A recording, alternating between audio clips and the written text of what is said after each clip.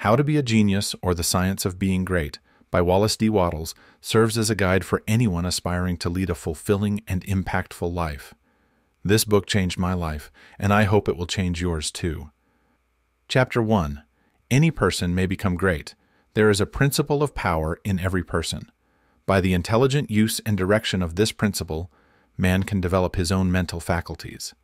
Man has an inherent power by which he may grow in whatsoever direction he pleases, and there does not appear to be any limit to the possibilities of his growth. No man has yet become so great in any faculty but that it is possible for someone else to become greater. The possibility is in the original substance from which man is made. Genius is omniscience flowing into man. Genius is more than talent. Talent may merely be one faculty developed out of proportion to other faculties, but genius is the union of man and God in the acts of the soul. Great men are always greater than their deeds. They are in connection with a reserve power that is without limit. We do not know where the boundary of the mental powers of man is. We do not even know that there is a boundary.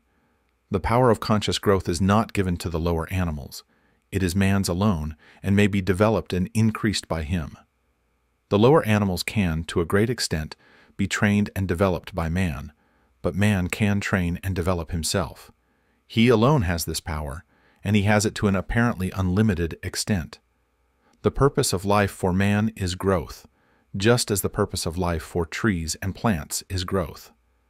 Trees and plants grow automatically and along fixed lines. Man can grow as he will. Trees and plants can only develop certain possibilities and characteristics. Man can develop any power which is or has been shown by any person, anywhere. Nothing that is possible in spirit is impossible in flesh and blood. Nothing that man can think is impossible in action. Nothing that man can imagine is impossible of realization. Man is formed for growth, and he is under the necessity of growing. It is essential to his happiness that he should continuously advance. Life without progress becomes unendurable, and the person who ceases from growth must either become imbecile or insane. The greater and more harmonious and well-rounded his growth, the happier man will be. There is no possibility in any man that is not in every man, but if they proceed naturally, no two men will grow into the same thing, or be alike. Every man comes into the world with a predisposition to grow along certain lines, and growth is easier for him along those lines than in any other way. This is a wise provision, for it gives endless variety. It is as if a gardener should throw all his bulbs into one basket. To the superficial observer, they would look alike, but growth reveals a tremendous difference. So of men and women, they are like the basket of bulbs. One may be a rose and add brightness and color to some dark corner of the world. One may be a lily and teach a lesson of love and purity to every eye that sees. One may be a climbing vine and hide the rugged outlines of some dark rock. One may be a great oak among whose boughs the birds shall nest and sing, and beneath whose shade the flock shall rest at noon. But everyone will be something worthwhile, something rare, something perfect. There are undreamed of possibilities in the common lives all around us. In a large sense, there are no common people. In times of national stress and peril, the cracker box loafer of the corner store and the village drunkard become heroes and statesmen through the quickening of the principle of power within them. There is a genius in every man and woman waiting to be brought forth. Every village has its great man or woman, someone to whom all go for advice in time of trouble, someone who is instinctively recognized as being great in wisdom and insight. To such a one, the minds of the whole community turn in times of local crisis. He is tacitly recognized as being great. He does small things in a great way. He could do great things as well if he did but undertake them. So can any man. So can you. The principle of power gives us just what we ask of it. If we only undertake little things, it only gives us power for little things. But if we try to do great things in a great way, it gives us all the power there is. But beware of undertaking great things in a small way. Of that we shall speak farther on. There are two mental attitudes a man may take. One makes him like a football. It has resilience and reacts strongly when force is applied to it, but it originates nothing. It never acts of itself. There is no power within it. Men of this type are controlled by circumstances and environment. Their destinies are decided by things external to themselves. The principle of power within them is never really active at all. They never speak or act from within. The other attitude makes man like a flowing spring. Power comes out from the center of him. He has within him a well of water springing up into everlasting life. He radiates force. He is felt by his environment. The principle of power in him is in constant action. He is self-active. He hath life in himself. No greater good can come to any man or woman than to become self-active. All the experiences of life are designed by providence to force men and women into self-activity, to compel them to cease being creatures of circumstances and master their environment. In his lowest stage, man is the child of chance and circumstance and the slave of fear. His acts are all reactions resulting from the impingement upon him of forces in his environment.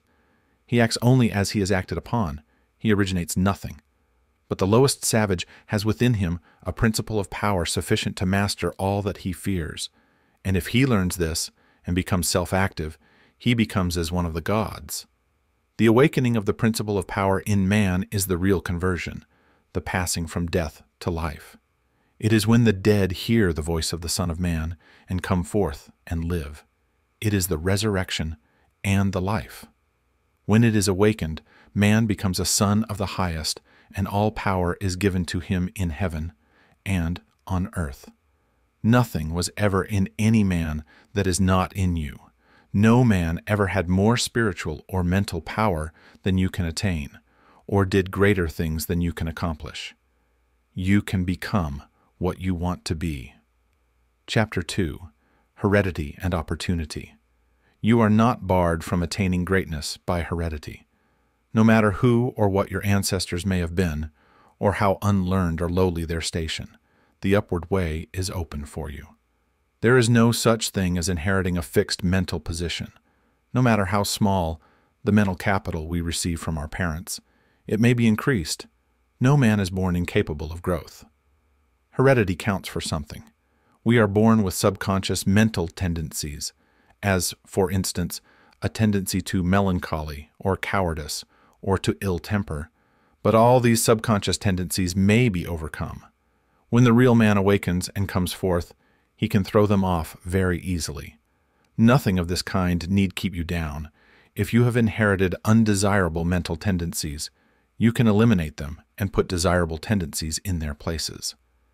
An inherited mental trait is a habit of thought of your father or mother impressed upon your subconscious mind. You can substitute the opposite impression by forming the opposite habit of thought. You can substitute a habit of cheerfulness for a tendency to despondency. You can overcome cowardice or ill temper. Heredity may count for something too in an inherited conformation of the skull. There is something in phrenology, if not so much as its exponents claim for it. It is true that the different faculties are localized in the brain, and that the power of a faculty depends upon the number of active brain cells in its area. A faculty whose brain area is large is likely to act with more power than one whose cranial section is small. Hence, persons with certain conformations of the skull show talent as musicians, orators, mechanics, and so on. It has been argued from this that a man's cranial formation must, to a great extent, decide his station in life, but this is an error. It has been found that a small brain section with many fine and active cells gives as powerful expression to faculty as a larger brain with coarser cells. And it has been found that by turning the principle of power into any section of the brain with the will and purpose to develop a particular talent, the brain cells may be multiplied indefinitely. Any faculty, power, or talent you possess, no matter how small or rudimentary, may be increased. You can multiply the brain cells in this particular area until it acts as powerfully as you wish. It is true that you can act most easily through those faculties that are now most largely developed. You can do, with the least effort, the things which come naturally. But it is also true that if you will make the necessary effort, you can develop any talent. You can do what you desire to do and become what you want to be. When you fix upon some ideal and proceed as herein after directed, all the power of your being is turned into the faculties required in the realization of that ideal. More blood and nerve force go to the corresponding sections of the brain, and the cells are quickened, increased, and multiplied in number. The proper use of the mind of man will build a brain capable of doing what the mind wants to do. The brain does not make the man makes the brain. Your place in life is not fixed by heredity, nor are you condemned to the lower levels by circumstances or lack of opportunity. The principle of power in man is sufficient for all the requirements of his soul. No possible combination of circumstances can keep him down if he makes his personal attitude right and determines to rise. The power which formed man and purposed him for growth also controls the circumstances of society, industry, and government. And this power is never divided against itself. The power which is in you is in the things around you. And when you begin to move forward, the things will arrange themselves for your advantage, as described in later chapters of this book. Man was formed for growth, and all things external were designed to promote his growth. No sooner does a man awaken his soul and enter on the advancing way than he finds that not only is God for him, but nature, society, and his fellow men are for him also. And all things work together for his good if he obeys the law. Poverty is no bar to greatness, for poverty can always be removed. Martin Luther, as a child, sang in the streets for bread.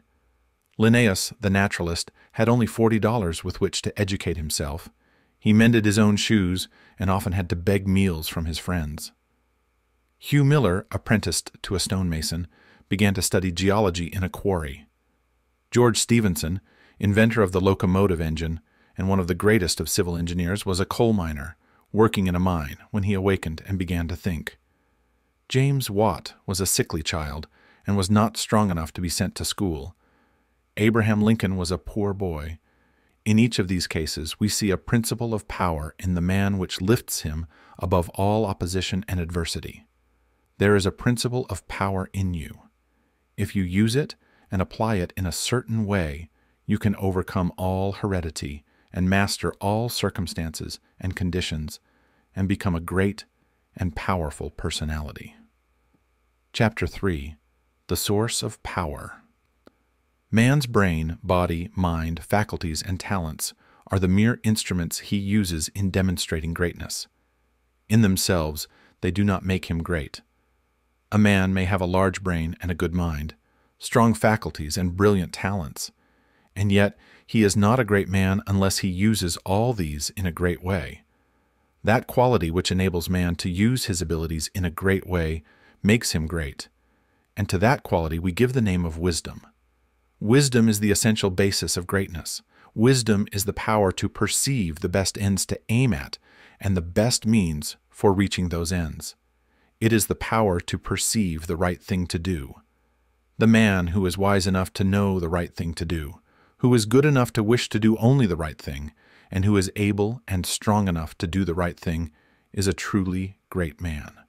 He will instantly become marked as a personality of power in any community, and men will delight to do him honor. Wisdom is dependent upon knowledge. Where there is complete ignorance, there can be no wisdom, no knowledge of the right thing to do. Man's knowledge is comparatively limited, and so his wisdom must be small, unless he can connect his mind with a knowledge greater than his own and draw from it, by inspiration, the wisdom that his own limitations deny him. This he can do. This is what the really great men and women have done. Man's knowledge is limited and uncertain. Therefore, he cannot have wisdom in himself. Only God knows all truth. Therefore, only God can have real wisdom or know the right thing to do at all times, and man can receive wisdom from God. I proceed to give an illustration. Abraham Lincoln had limited education, but he had the power to perceive truth. In Lincoln, we see preeminently apparent the fact that real wisdom consists in knowing the right thing to do at all times and under all circumstances, in having the will to do the right thing, and in having talent and ability enough to be competent and able to do the right thing. Back in the days of the abolition agitation and during the compromise period, when all other men were more or less confused as to what was right or as to what ought to be done, Lincoln was never uncertain. He saw through the superficial arguments of the pro-slavery men. He saw, also, the impracticability and fanaticism of the abolitionists. He saw the right ends to aim at, and he saw the best means to attain those ends. It was because men recognized that he perceived truth and knew the right thing to do that they made him president. Any man who develops the power to perceive truth and who can show that he always knows the right thing to do, and that he can be trusted to do the right thing, will be honored and advanced. The whole world is looking eagerly for such men. When Lincoln became president, he was surrounded by a multitude of so-called able advisers, hardly any two of whom were agreed. At times, they were all opposed to his policies. At times, almost the whole North was opposed to what he proposed to do. But he saw the truth when others were misled by appearances. His judgment was seldom or never wrong. He was at once the ablest statesman and the best soldier of the period. Where did he, a comparatively unlearned man, get this wisdom? It was not due to some peculiar formation of his skull or to some fineness of texture of his brain. It was not due to some physical characteristic. It was not even a quality of mind due to superior reasoning power. Knowledge of truth is not often reached by the processes of reason. It was due to a spiritual insight. He perceived truth, but where did he perceive it, and whence did the perception come? We see something similar in Washington, whose faith and courage, due to his perception of truth, held the colonies together during the long and often apparently hopeless struggle of the Revolution. We see something of the same thing in the phenomenal genius of Napoleon, who always knew, in military matters, the best means to adopt. We see that the greatness of Napoleon was in nature rather than in Napoleon, and we discover back of Washington and Lincoln something greater than either Washington or Lincoln. We see the same thing in all great men and women. They perceive truth, but truth cannot be perceived until it exists, and there can be no truth until there is a mind to perceive it. Truth does not exist apart from mind. Washington and Lincoln were in touch and communication with a mind which knew all knowledge and contained all truth. So of all who manifest wisdom. Wisdom is obtained by reading the mind of God. Chapter 4. The Mind of God. Here is a cosmic intelligence which is in all things and through all things. This is the one real substance. From it, all things proceed. It is intelligent substance or mind stuff. It is God. Where there is no substance, there can be no intelligence. For where there is no substance, there is nothing. Where there is thought, there must be a substance which thinks. Thought cannot be function, for function is motion, and it is inconceivable that mere motion should think. Thought cannot be vibration, for vibration is motion, and that motion should be intelligent is not thinkable. Motion is nothing but the moving of substance. If there be intelligence shown, it must be in the substance and not in the motion. Thought cannot be the result of motions in the brain. If thought is in the brain, it must be in the brain's substance, and not in the motions which brain substance makes. But thought is not in the brain substance, for brain substance without life is quite unintelligent and dead. Thought is in the life principle which animates the brain, in the spirit substance, which is the real man. The brain does not think. The man thinks and expresses his thought through the brain. There is a spirit substance which thinks. Just as the spirit substance of man permeates his body and thinks and knows in the body, so the original spirit substance, God, permeates all nature and thinks and knows in nature. Nature is as intelligent as man and knows more than man. Nature knows all things. The All-Mind has been in touch with all things from the beginning, and it contains all knowledge. Man's experience covers a few things, and these things man knows. But God's experience covers all the things that have happened since the creation, from the wreck of a planet or the passing of a comet to the fall of a sparrow. All that is and all that has been are present in the intelligence which is wrapped about us and enfolds us and presses upon us from every side. All the encyclopedias men have written are but trivial affairs compared to the vast knowledge held by the mind in which men live, move, and have their being. The truths men perceive by inspiration are thoughts held in this mind. If they were not thoughts, men could not perceive them, for they would have no existence, and they could not exist as thoughts unless there is a mind for them to exist in. And a mind can be nothing else than a substance which thinks. Man is thinking substance, a portion of the cosmic substance. But man is limited, while the cosmic intelligence from which he sprang, which Jesus calls the Father, is unlimited. All intelligence, power, and force come from the Father. Jesus recognized this and stated it very plainly. Over and over again he ascribed all his wisdom and power to his unity with the Father and to his perceiving the thoughts of God. My Father and I are one. This was the foundation of his knowledge and power. He showed the people the necessity of becoming spiritually awakened, of hearing his voice and becoming like him. He compared the unthinking man who is the prey and sport of circumstances to the dead man in a tomb, and besought him to hear and come forth. God is spirit, he said. Be born again, become spiritually awake, and you may see his kingdom. Hear my voice, see what I am and what I do, and come forth and live. The words I speak are spirit and life. Accept them, and they will cause a well of water to spring up within you. Then you will have life within yourself. I do what I see the Father do, he said, meaning that he read the thoughts of God. The Father showeth all things to the Son. If any man has the will to do the will of God, he shall know truth. My teaching is not my own, but his that sent me. You shall know the truth, and the truth shall make you free. The Spirit shall guide you into all truth. We are immersed in mind, and that mind contains all knowledge and all truth. It is seeking to give us this knowledge, for our Father delights to give good gifts to his children. The prophets and seers and great men and women, past and present, were made great by what they received from God, not by what they were taught by men. This limitless reservoir of wisdom and power is open to you.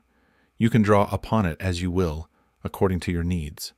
You can make yourself what you desire to be. You can do what you wish to do. You can have what you want. To accomplish this, you must learn to become one with the Father so that you may perceive truth, so that you may have wisdom and know the right ends to seek and the right means to use to attain those ends, and so that you may secure power and ability to use the means. In closing this chapter, resolve that you will now lay aside all else and concentrate upon the attainment of conscious unity with God. Oh, when I am safe in my sylvan home, I tread on the pride of Greece and Rome. And when I am stretched beneath the pines, where the evening star so wholly shines, I laugh at the lore and pride of man, at the sophist schools and the learned clan. For what are they all in their high conceit, when man in the bush with God may meet? Chapter 5. Preparation. Draw nigh to God, and he will draw nigh to you. If you become like God, you can read his thoughts, and if you do not, you will find the inspirational perception of truth impossible. You can never become a great man or woman until you have overcome anxiety, worry, and fear. It is impossible for an anxious person, a worried one, or a fearful one to perceive truth. All things are distorted and thrown out of their proper relations by such mental states, and those who are in them cannot read the thoughts of God. If you are poor, or if you are anxious about business or financial matters, you are recommended to study carefully the first volume of this series, The Science of Getting Rich. That will present to you a solution for your problems of this nature, no matter how large or how complicated they may seem to be. There is not the least cause for worry about financial affairs. Every person who wills to do so may rise above want, have all he needs, and become rich. The same source upon which you propose to draw for mental unfoldment and spiritual power is at your service for the supply of all your material wants. Study this truth until it is fixed in your thoughts and until anxiety is banished from your mind. Enter the certain way, which leads to material riches. Again, if you are anxious or worried about your health, realize it is possible for you to attain perfect health so that you may have strength sufficient for all that you wish to do and more. That intelligence which stands ready to give you wealth and mental and spiritual power will rejoice to give you health also. Perfect health is yours for the asking. If you will only obey the simple laws of life and live aright, conquer ill health and cast out fear, but it is not enough to rise above financial and physical anxiety and worry. You must rise above moral evil-doing as well. Sound your inner consciousness now for the motives which actuate you and make sure they are right. You must cast out lust and cease to be ruled by appetite, and you must begin to govern appetite. You must eat only to satisfy hunger, never for gluttonous pleasure, and in all things you must make the flesh obey the spirit. You must lay aside greed. Have no unworthy motive in your desire to become rich and powerful. It is legitimate and right to desire riches, if you want them for the sake of the soul, but not if you desire them for the lusts of the flesh. Cast out pride and vanity. Have no thought of trying to rule over others or of outdoing them. This is a vital point. There is no temptation so insidious as the selfish desire to rule over others.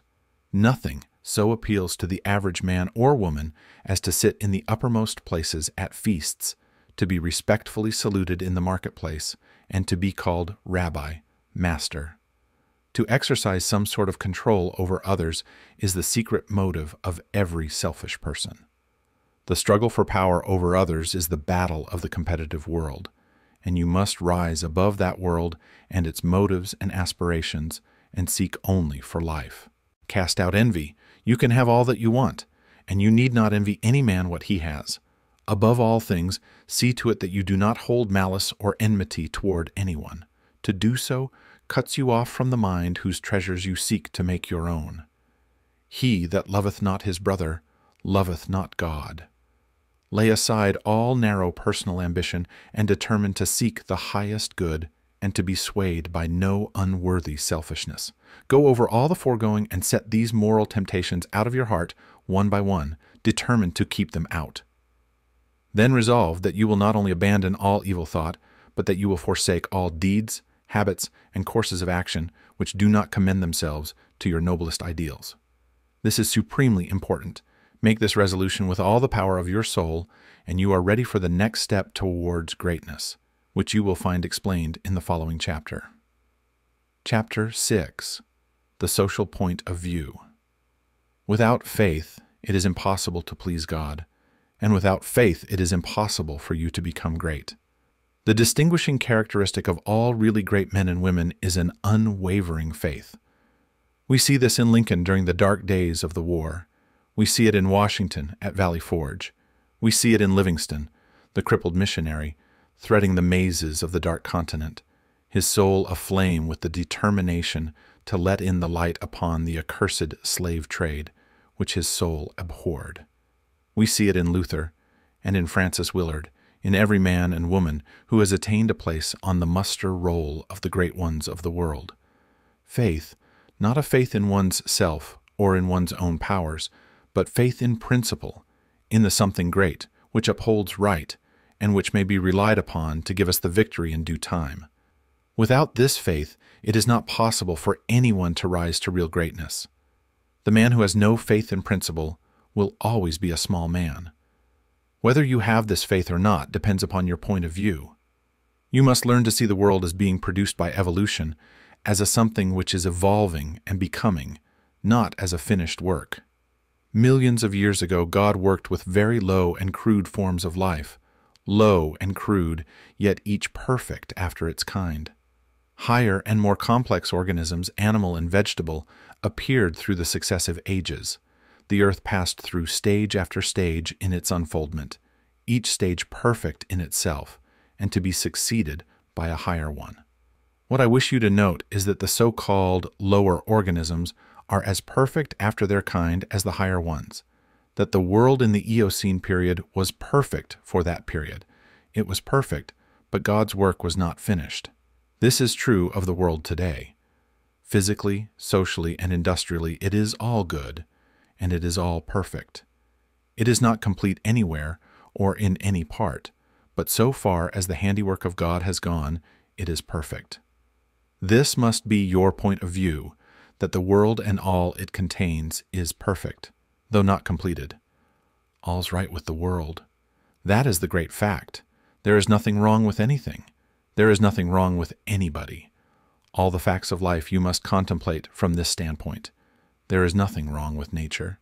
Nature is a great advancing presence, working beneficently for the happiness of all. All things in nature are good. She has no evil. She is not complete, for creation is still unfinished, but she is going on to give to man even more bountifully than she has given to him in the past. Nature is a partial expression of God, and God is love. She is perfect, but not complete. So of human society and government. What though there are trusts and combinations of capital and strikes and lockouts and so on? All these things are part of the forward movement. They are incidental to the evolutionary process of completing society. When it is complete, there will be no more of these inharmonies, but it cannot be completed without them. J.P. Morgan is as necessary to the coming social order as the strange animals of the age of reptiles were to the life of the succeeding period. And just as these animals were perfect after their kind, so Morgan is perfect after his kind. Behold, it is all very good. See society, government, and industry as being perfect now, and as advancing rapidly toward being complete. Then you will understand that there is nothing to fear, no cause for anxiety, nothing to worry about. Never complain of any of these things. They are perfect. This is the very best possible world for the stage of development man has reached. This will sound like rank folly to many, perhaps to most people. What, they will say, are not child labor and the exploitation of men and women in filthy and unsanitary factories evil things? Are not saloons evil? Do you mean to say that we shall accept all these and call them good? Child labor and similar things are no more evil than the way of living, and the habits and practices of the cave dweller were evil. His ways were those of the savage stage of man's growth, and for that stage they were perfect. Our industrial practices are those of the savage stage of industrial development, and they are also perfect. Nothing better is possible until we cease to be mental savages in industry and business and become men and women. This can only come about by the rise of the whole race to a higher viewpoint. And this can only come about by the rise of such individuals here and there as are ready for the higher viewpoint. The cure for all these inharmonies lies not with the masters or employers, but with the workers themselves. Whenever they reach a higher viewpoint, whenever they shall desire to do so, they can establish complete brotherhood and harmony in industry. They have the numbers and the power. They are getting now what they desire. Whenever they desire more in the way of a higher, purer, more harmonious life, they will receive more. True, they want more now, but they only want more of the things that make for animal enjoyment. And so, industry remains in the savage, brutal, animal stage. When the workers begin to rise to the mental plane of living and ask for more of the things that make for the life of the mind and soul, industry will at once be raised above the plane of savagery and brutality. But it is perfect now upon its plane. Behold, it is all very good. So of saloons and dens of vice. If a majority of the people desire these things, it is right and necessary that they should have them. When a majority desire a world without such discords, they will create such a world. So long as men and women are on the plane of bestial thought, so long the social order will be in part disorder and will show bestial manifestations. The people make society what it is, and as the people rise above the bestial thought, society will rise above the beastly in its manifestations. But a society which thinks in a bestial way must have saloons and dives. It is perfect after its kind, as the world was in the Eocene period, and very good. All this does not prevent you from working for better things.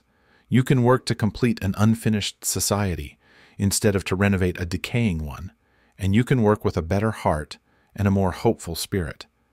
It will make an immense difference with your faith and spirit, whether you look upon civilization as a good thing, which is becoming better, or as a bad and evil thing, which is decaying. One viewpoint gives you an advancing and expanding mind, and the other gives you a descending and decreasing mind. One viewpoint will make you grow greater, and the other will inevitably cause you to grow smaller. One will enable you to work for the eternal things, to do large works in a great way toward the completing of all that is incomplete and inharmonious, and the other will make you a mere patchwork reformer, working almost without hope to save a few lost souls from what you will grow to consider a lost and doomed world. So, you see, it makes a vast difference to you, this matter of the social viewpoint. All's right with the world. Nothing can possibly be wrong but my personal attitude, and I will make that right. I will see the facts of nature and all the events, circumstances, and conditions of society, politics, government, and industry from the highest viewpoint. It is all perfect, though incomplete. It is all the handiwork of God. Behold, it is all very good. Chapter 7. The Individual Point of View. Important, as the matter of your point of view for the facts of social life is, it is of less moment than your viewpoint for your fellow men, for your acquaintances, friends, relatives, your immediate family, and most of all, yourself. You must learn not to look upon the world as a lost and decaying thing, but as a something perfect and glorious which is going on to a most beautiful completeness. And you must learn to see men and women not as lost and accursed things, but as perfect beings advancing to become complete. There are no bad or evil people. An engine which is on the rails pulling a heavy train is perfect after its kind, and it is good. The power of steam which drives it is good. Let a broken rail throw the engine into the ditch, and it does not become bad or evil by being so displaced. It is a perfectly good engine, but off the track. The power of steam which drives it into the ditch and wrecks it is not evil, but a perfectly good power. So that which is misplaced or applied in an incomplete or partial way is not evil. There are no evil people. There are perfectly good people who are off the track, but they do not need condemnation or punishment. They only need to get upon the rails again. That which is undeveloped or incomplete often appears to us as evil because of the way we have trained ourselves to think. The root of a bulb which shall produce a white lily is an unsightly thing. One might look upon it with disgust. But how foolish we should be to condemn the bulb for its appearance when we know the lily is within it. The root is perfect after its kind. It is a perfect but incomplete lily, and so we must learn to look upon every man and woman, no matter how unlovely an outward manifestation. They are perfect in their stage of being, and they are becoming complete. Behold, it is all very good. Once we come into a comprehension of this fact and arrive at this point of view, we lose all desire to find fault with people, to judge them, criticize them, or condemn them. We no longer work as those who are saving lost souls, but as those who are among the angels, working out the completion of a glorious heaven. We are born of the Spirit, and we see the kingdom of God. We no longer see men as trees walking, but our vision is complete. We have nothing but good words to say. It is all good, a great and glorious humanity coming to completeness. And in our association with men, this puts us into an expansive and enlarging attitude of mind. We see them as great beings, and we begin to deal with them and their affairs in a great way. But if we fall to the other point of view and see a lost and degenerate race, we shrink into the contracting mind, and our dealings with men and their affairs will be in a small and contracted way. Remember to hold steadily to this point of view. If you do, you cannot fail to begin at once to deal with your acquaintances and neighbors, and with your own family, as a great personality deals with men. This same viewpoint must be the one from which you regard yourself. You must always see yourself as a great advancing soul. Learn to say, "There is that in me of which I am made, which knows no imperfection, weakness, or sickness. The world is incomplete, but God in my own consciousness is both perfect and complete. Nothing can be wrong but my own personal attitude, and my own personal attitude can be wrong only when I disobey that which is within. I am a perfect manifestation of God so far as I have gone, and I will press on to be complete. I will trust and not be afraid. When you are able to say this understandingly, you will have lost all fear, and you will be far advanced upon the road to the development of a great and powerful personality. Chapter 8. Consecration. Having attained to the viewpoint which puts you into the right relations with the world and with your fellow men, the next step is consecration. And consecration in its true sense simply means obedience to the soul. You have that within you which is ever impelling you toward the upward and advancing way, and that impelling something is the divine principle of power. You must obey it without question. No one will deny the statement that if you are to be great, the greatness must be a manifestation of something within. Nor can you question that this something must be the very greatest and highest that is within. It is not the mind, or the intellect, or the reason. You cannot be great if you go no farther back for principle than to your reasoning power. Reason knows neither principle nor morality. Your reason is like a lawyer in that it will argue for either side. The intellect of a thief will plan robbery and murder as readily as the intellect of a saint will plan a great philanthropy. Intellect helps us to see the best means and manner of doing the right thing, but intellect never shows us the right thing. Intellect and reason serve the selfish man for his selfish ends as readily as they serve the unselfish man for his unselfish ends. Use intellect and reason without regard to principle, and you may become known as a very able person, but you will never become known as a person whose life shows the power of real greatness. There is too much training of the intellect and reasoning powers, and too little training in obedience to the soul. This is the only thing that can be wrong with your personal attitude when it fails to be one of obedience to the principle of power. By going back to your own center, you can always find the pure idea of right for every relationship. To be great and to have power, it is only necessary to conform your life to the pure idea as you find it in the great within. Every compromise on this point is made at the expense of a loss of power. This you must remember. There are many ideas in your mind which you have outgrown, and which, from force of habit, you still permit to dictate the actions of your life. Cease all this. Abandon everything you have outgrown. There are many ignoble customs, social and other, which you still follow, although you know they tend to dwarf and belittle you and keep you acting in a small way. Rise above all this. I do not say that you should absolutely disregard conventionalities, or the commonly accepted standards of right and wrong. You cannot do this, but you can deliver your soul from most of the narrow restrictions which bind the majority of your fellow men. Do not give your time and strength to the support of obsolete institutions, religious or otherwise. Do not be bound by creeds in which you do not believe. Be free. You have perhaps formed some sensual habits of mind or body. Abandon them. You still indulge in distrustful fears that things will go wrong, or that people will betray you or mistreat you. Get above all of them. You still act selfishly in many ways and on many occasions. Cease to do so. Abandon all these, and in place of them, put the best actions you can form a conception of in your mind. If you desire to advance, and you are not doing so, remember that it can be only because your thought is better than your practice. You must do as well as you think. Let your thoughts be ruled by principle, and then live up to your thoughts. Let your attitude in business, in politics, in neighborhood affairs, and in your own home be the expression of the best thoughts you can think.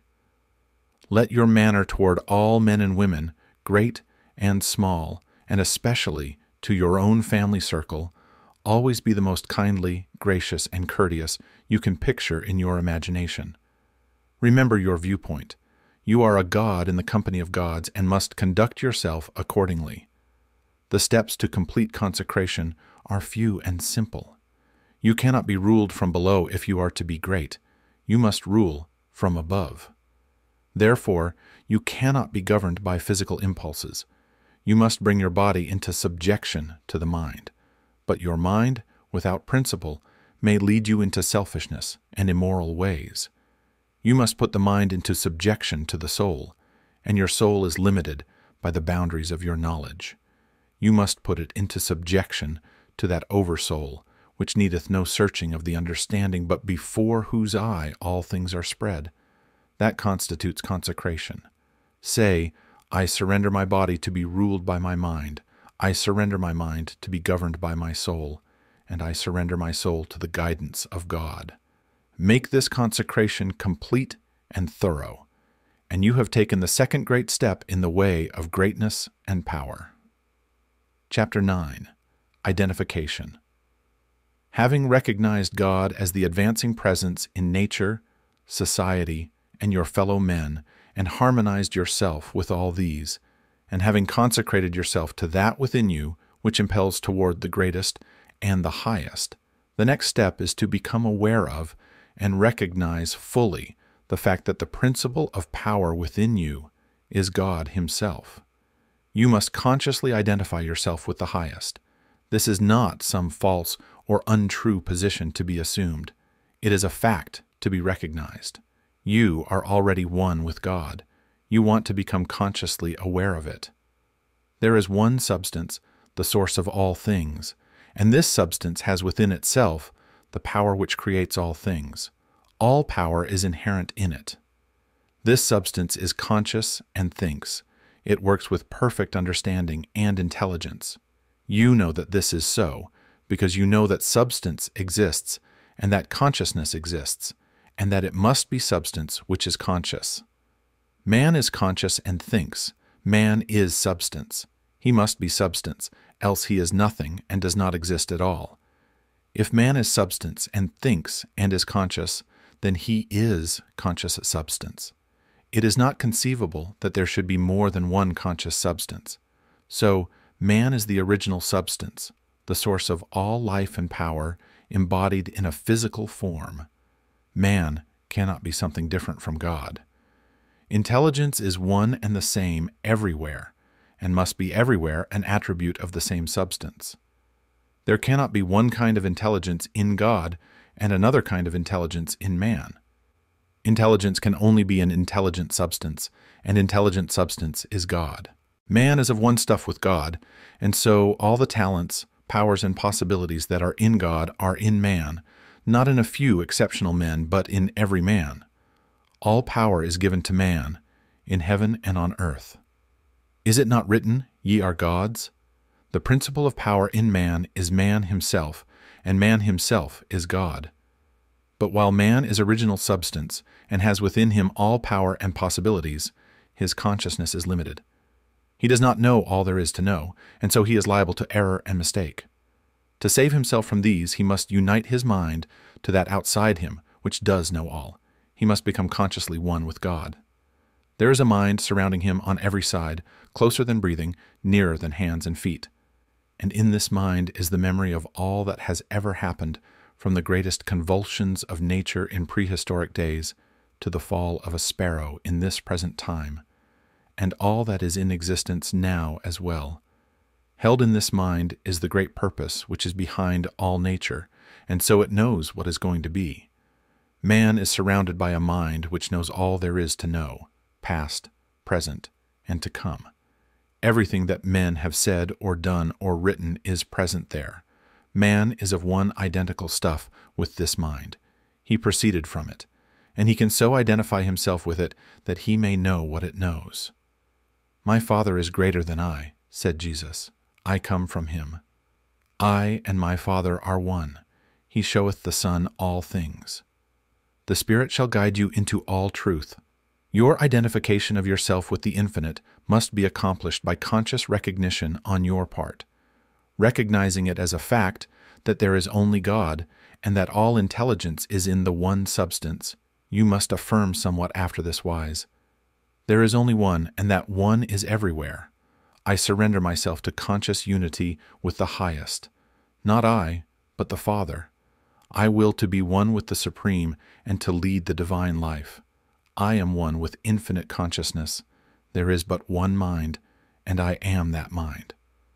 I that speak unto you am He. If you have been thorough in the work as outlined in the preceding chapters, if you have attained to the true viewpoint, and if your consecration is complete, you will not find conscious identification hard to attain.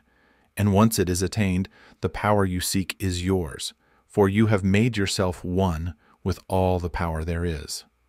Chapter 10. Idealization. You are a thinking center in original substance, and the thoughts of original substance have creative power. Whatever is formed in its thought and held as a thought form must come into existence as a visible and so-called material form. And a thought form held in thinking substance is a reality. It is a real thing, whether it has yet become visible to mortal eye or not. This is a fact that you should impress upon your understanding, that a thought held in thinking substance is a real thing, a form, and has actual existence, although it is not visible to you. You internally take the form in which you think of yourself, and you surround yourself with the invisible forms of those things with which you associate in your thoughts. If you desire a thing, picture it clearly and hold the picture steadily in mind until it becomes a definite thought form. And if your practices are not such as to separate you from God, the thing you want will come to you in material form. It must do so in obedience to the law by which the universe was created. Make no thought form of yourself in connection with disease or sickness, but form a conception of health. Make a thought form of yourself as strong and hearty and perfectly well. Impress this thought form on creative intelligence, and if your practices are not in violation of the laws by which the physical body is built, your thought form will become manifest in your flesh. This also is certain. It comes by obedience to law. Make a thought form of yourself as you desire to be, and set your ideal as near to perfection as your imagination is capable of forming the conception. Let me illustrate.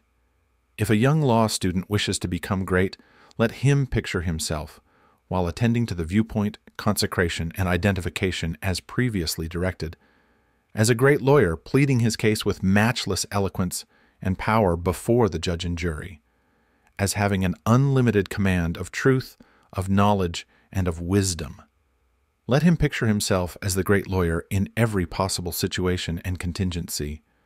While he is still only the student in all circumstances, let him never forget or fail to be the great lawyer in his thought form of himself.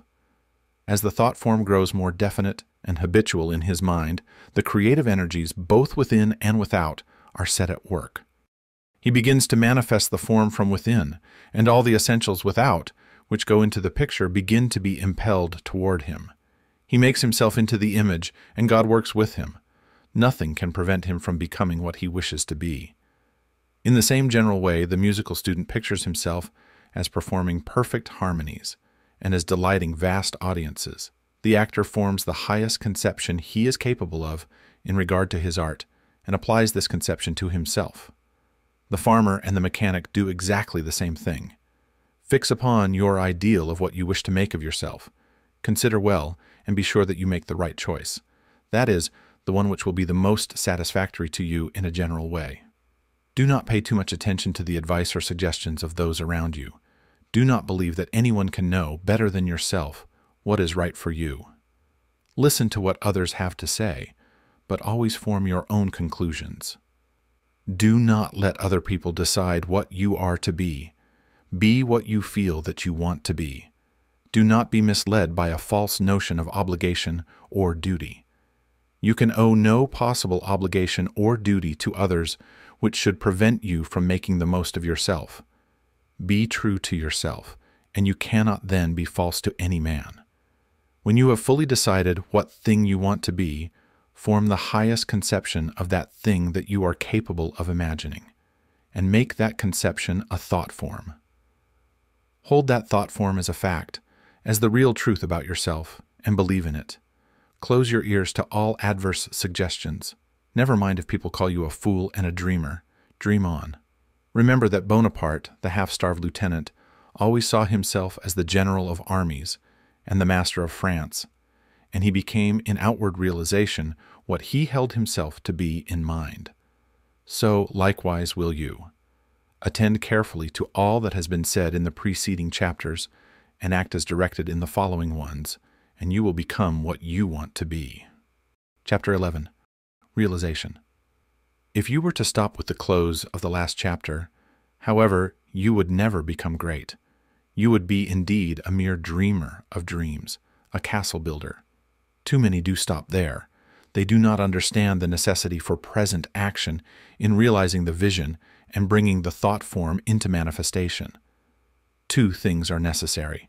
First, the making of the thought form, and second, the actual appropriation to yourself of all that goes into and around the thought form. We have discussed the first. Now we will proceed to give directions for the second. When you have made your thought form, you are already, in your interior, what you want to be. Next, you must become externally what you want to be. You are already great within, but you are not yet doing the great things without. You cannot begin on the instant to do the great things. You cannot be before the world the great actor, or lawyer, or musician, or personality you know yourself to be. No one will entrust great things to you, as yet, for you have not made yourself known. But you can always begin to do small things in a great way. Here lies the whole secret. You can begin to be great today in your own home, in your store or office, on the street, everywhere. You can begin to make yourself known as great, and you can do this by doing everything you do in a great way. You must put the whole power of your great soul into every act, however small and commonplace, and so reveal to your family, your friends, and neighbors what you really are. Do not brag or boast of yourself. Do not go about telling people what a great personage you are. Simply live in a great way. No one will believe you if you tell him you are a great man, but no one can doubt your greatness if you show it in your actions. In your domestic circle, be so just, so generous, so courteous and kindly that your family, your wife, husband, children, brothers, and sisters shall know that you are a great and noble soul. In all your relations with men, be great, just, generous, courteous, and kindly. The great are never otherwise. This for your attitude. Next, and most important, you must have absolute faith in your own perceptions of truth. Never act in haste or hurry. Be deliberate in everything. Wait until you feel that you know the true way. And when you do feel that you know the true way, be guided by your own faith, though all the world shall disagree with you. If you do not believe what God tells you in little things, you will never draw upon His wisdom and knowledge in larger things. When you feel deeply that a certain act is the right act, do it and have perfect faith that the consequences will be good. When you are deeply impressed that a certain thing is true, no matter what the appearances to the contrary may be, accept that thing as true and act accordingly. The one way to develop a perception of truth in large things is to trust absolutely to your present perception of truth in small things. Remember that you are seeking to develop this very power or faculty, the perception of truth. You are learning to read the thoughts of God. Nothing is great and nothing is small in the sight of omnipotence. He holds the sun in its place, but He also notes a sparrow's fall and numbers the hairs of your head. God is as much interested in the little matters of everyday life as He is in the affairs of nations. You can perceive truth about family and neighborhood affairs as well as about matters of statecraft. And the way to begin is to have perfect faith in the truth in these small matters, as it is revealed to you from day to day. When you feel deeply impelled to take a course which seems contrary to all reason and worldly judgment, take that course. Listen to the suggestions and advice of others, but always do what you feel deeply in the within to be the true thing to do. Rely with absolute faith at all times on your own perception of truth, but be sure that you listen to God, that you do not act in haste, fear, or anxiety. Rely upon your perception of truth in all the facts and circumstances of life. If you deeply feel that a certain man will be in a certain place on a certain day, go there with perfect faith to meet him. He will be there, no matter how unlikely it may seem. If you feel sure that certain people are making certain combinations, or doing certain things, act in the faith that they are doing those things. if you feel sure of the truth of any circumstance or happening, near or distant, past, present, or to come, trust in your perception. You may make occasional mistakes at first because of your imperfect understanding of the within, but you will soon be guided almost invariably right. Soon your family and friends will begin to defer more and more to your judgment and to be guided by you. Soon your neighbors and townsmen will be coming to you for counsel and advice. Soon you will be recognized as one who is great in small things, and you will be called upon more and more to take charge of larger things.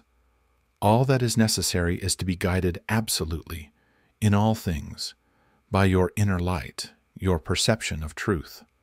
Obey your soul, have perfect faith in yourself. Never think of yourself with doubt or distrust, or as one who makes mistakes. If I judge, my judgment is just, for I seek not honor from men, but from the Father only.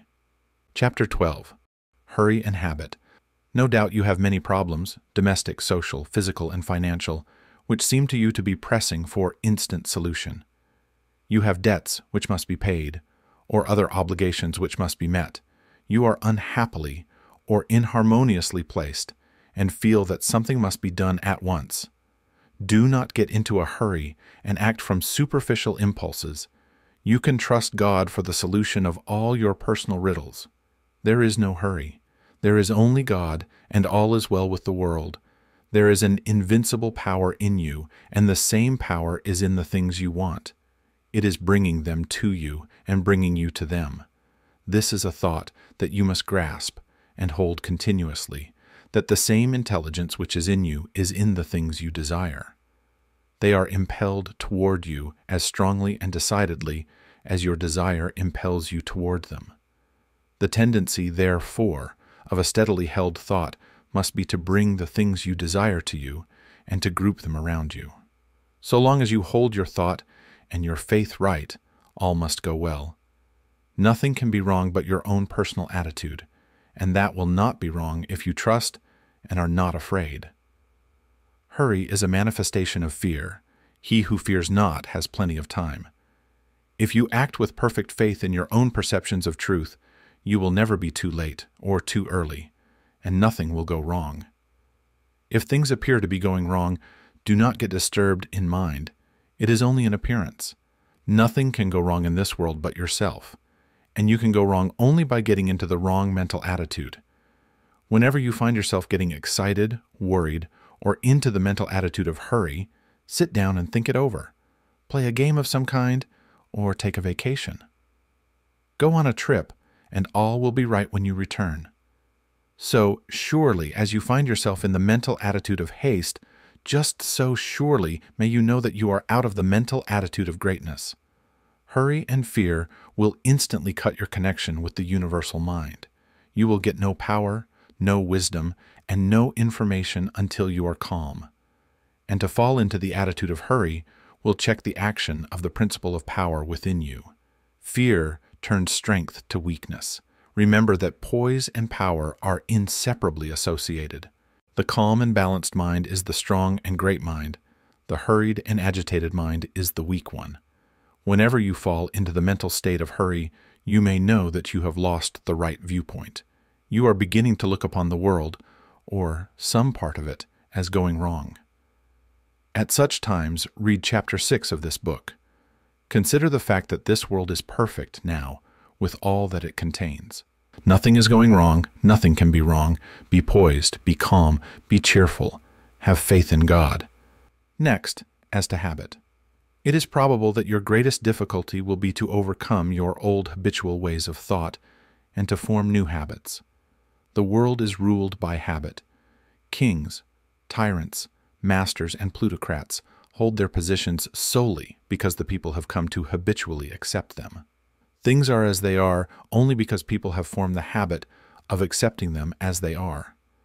When the people change their habitual thought about governmental, social, and industrial institutions, they will change the institutions.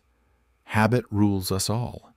You have formed, perhaps, the habit of thinking of yourself as a common person, as one of a limited ability, or as being more or less of a failure. Whatever you habitually think yourself to be, that you are. You must form now a greater and better habit. You must form a conception of yourself as a being of limitless power, and habitually think that you are that being. It is the habitual, not the periodical thought that decides your destiny. It will avail you nothing to sit apart for a few moments several times a day to affirm that you are great. If during all the balance of the day, while you are about your regular vocation, you think of yourself as not great, no amount of praying or affirmation will make you great if you still habitually regard yourself as being small. The use of prayer and affirmation is to change your habit of thought. Any act, mental or physical, often repeated, becomes a habit. The purpose of mental exercises is to repeat certain thoughts over and over until the thinking of those thoughts becomes constant and habitual. The thoughts we continually repeat become convictions. What you must do is to repeat the new thought of yourself until it is the only way in which you think of yourself. Habitual thought, and not environment or circumstance, has made you what you are. Every person has some central idea or thought form of himself, and by this idea, he classifies and arranges all his facts and external relationships. You are classifying your facts either according to the idea that you are a great and strong personality, or according to the idea that you are limited, common, or weak. If the latter is the case, you must change your central idea. Get a new mental picture of yourself. Do not try to become great by repeating mere strings of words or superficial formulae, but repeat over and over the thought of your own power and ability until you classify external facts and decide your place everywhere by this idea. In another chapter will be found an illustrative mental exercise and further directions on this point. Chapter 13. Thought. Greatness is attained only by the thinking of great thoughts. No man can become great in outward personality until he is great internally, and no man can be great internally until he thinks. No amount of education, reading, or study can make you great without thought, but thought can make you great with very little study. There are altogether too many people who are trying to make something of themselves by reading books without thinking. All such will fail. You are not mentally developed by what you read, but by what you think about what you read. Thinking is the hardest and most exhausting of all labor, and hence many people shrink from it. God has so formed us that we are continuously impelled to thought. We must either think or engage in some activity to escape thought. The headlong, continuous chase for pleasure in which most people spend all their leisure time is only an effort to escape thought. If they are alone, or if they have nothing amusing to take their attention, as a novel to read or a show to see, they must think. And to escape from thinking, they resort to novels, shows, and all the endless devices of the purveyors of amusement. Most people spend the greater part of their leisure time running away from thought. Hence, they are where they are. We never move forward until we begin to think. Read less and think more. Read about great things and think about great questions and issues. We have at the present time few really great figures in the political life of our country. Our politicians are a petty lot. There is no Lincoln, no Webster, no Clay, Calhoun, or Jackson. Why? Because our present statesmen deal only with sordid and petty issues, questions of dollars and cents, of expediency and party success, of material prosperity without regard to ethical right. Thinking along these lines does not call forth great souls.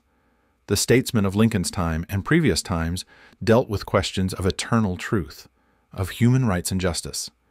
Men thought upon great themes, they thought great thoughts, and they became great men. Thinking, not mere knowledge or information, makes personality. Thinking is growth. You cannot think without growing. Every thought engenders another thought. Write one idea and others will follow until you have written a page. You cannot fathom your own mind. It has neither bottom nor boundaries. Your first thoughts may be crude, but as you go on thinking, you will use more and more of yourself. You will quicken new brain cells into activity, and you will develop new faculties. Heredity, environment, circumstances, all things must give way before you if you practice sustained and continuous thought. But, on the other hand, if you neglect to think for yourself and only use other people's thought, you will never know what you are capable of, and you will end by being incapable of anything. There can be no real greatness without original thought. All that a man does outwardly is the expression and completion of his inward thinking. No action is possible without thought, and no great action is possible until a great thought has preceded it. Action is the second form of thought, and personality is the materialization of thought. Environment is the result of thought. Things group themselves or arrange themselves around you according to your thought. There is, as Emerson says, some central idea or conception of yourself by which all the facts of your life are arranged and classified. Change this central idea, and you change the arrangement or classification of all the facts and circumstances of your life. You are what you are because you think as you do. You are where you are because you think as you do. You see then the immense importance of thinking about the great essentials set forth in the preceding chapters. You must not accept them in any superficial way. You must think about them until they are a part of your central idea.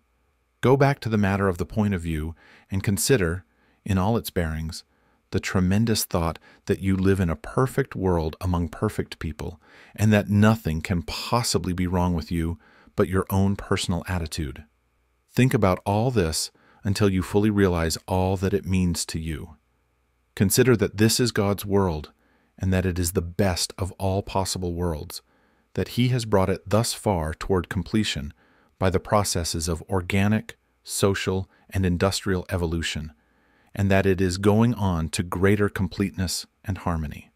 Consider that there is one great, perfect, intelligent principle of life and power, causing all the changing phenomena of the cosmos. Think about all this until you see that it is true, and until you comprehend how you should live and act as a citizen of such a perfect whole. Next, think of the wonderful truth that this great intelligence is in you. It is your own intelligence.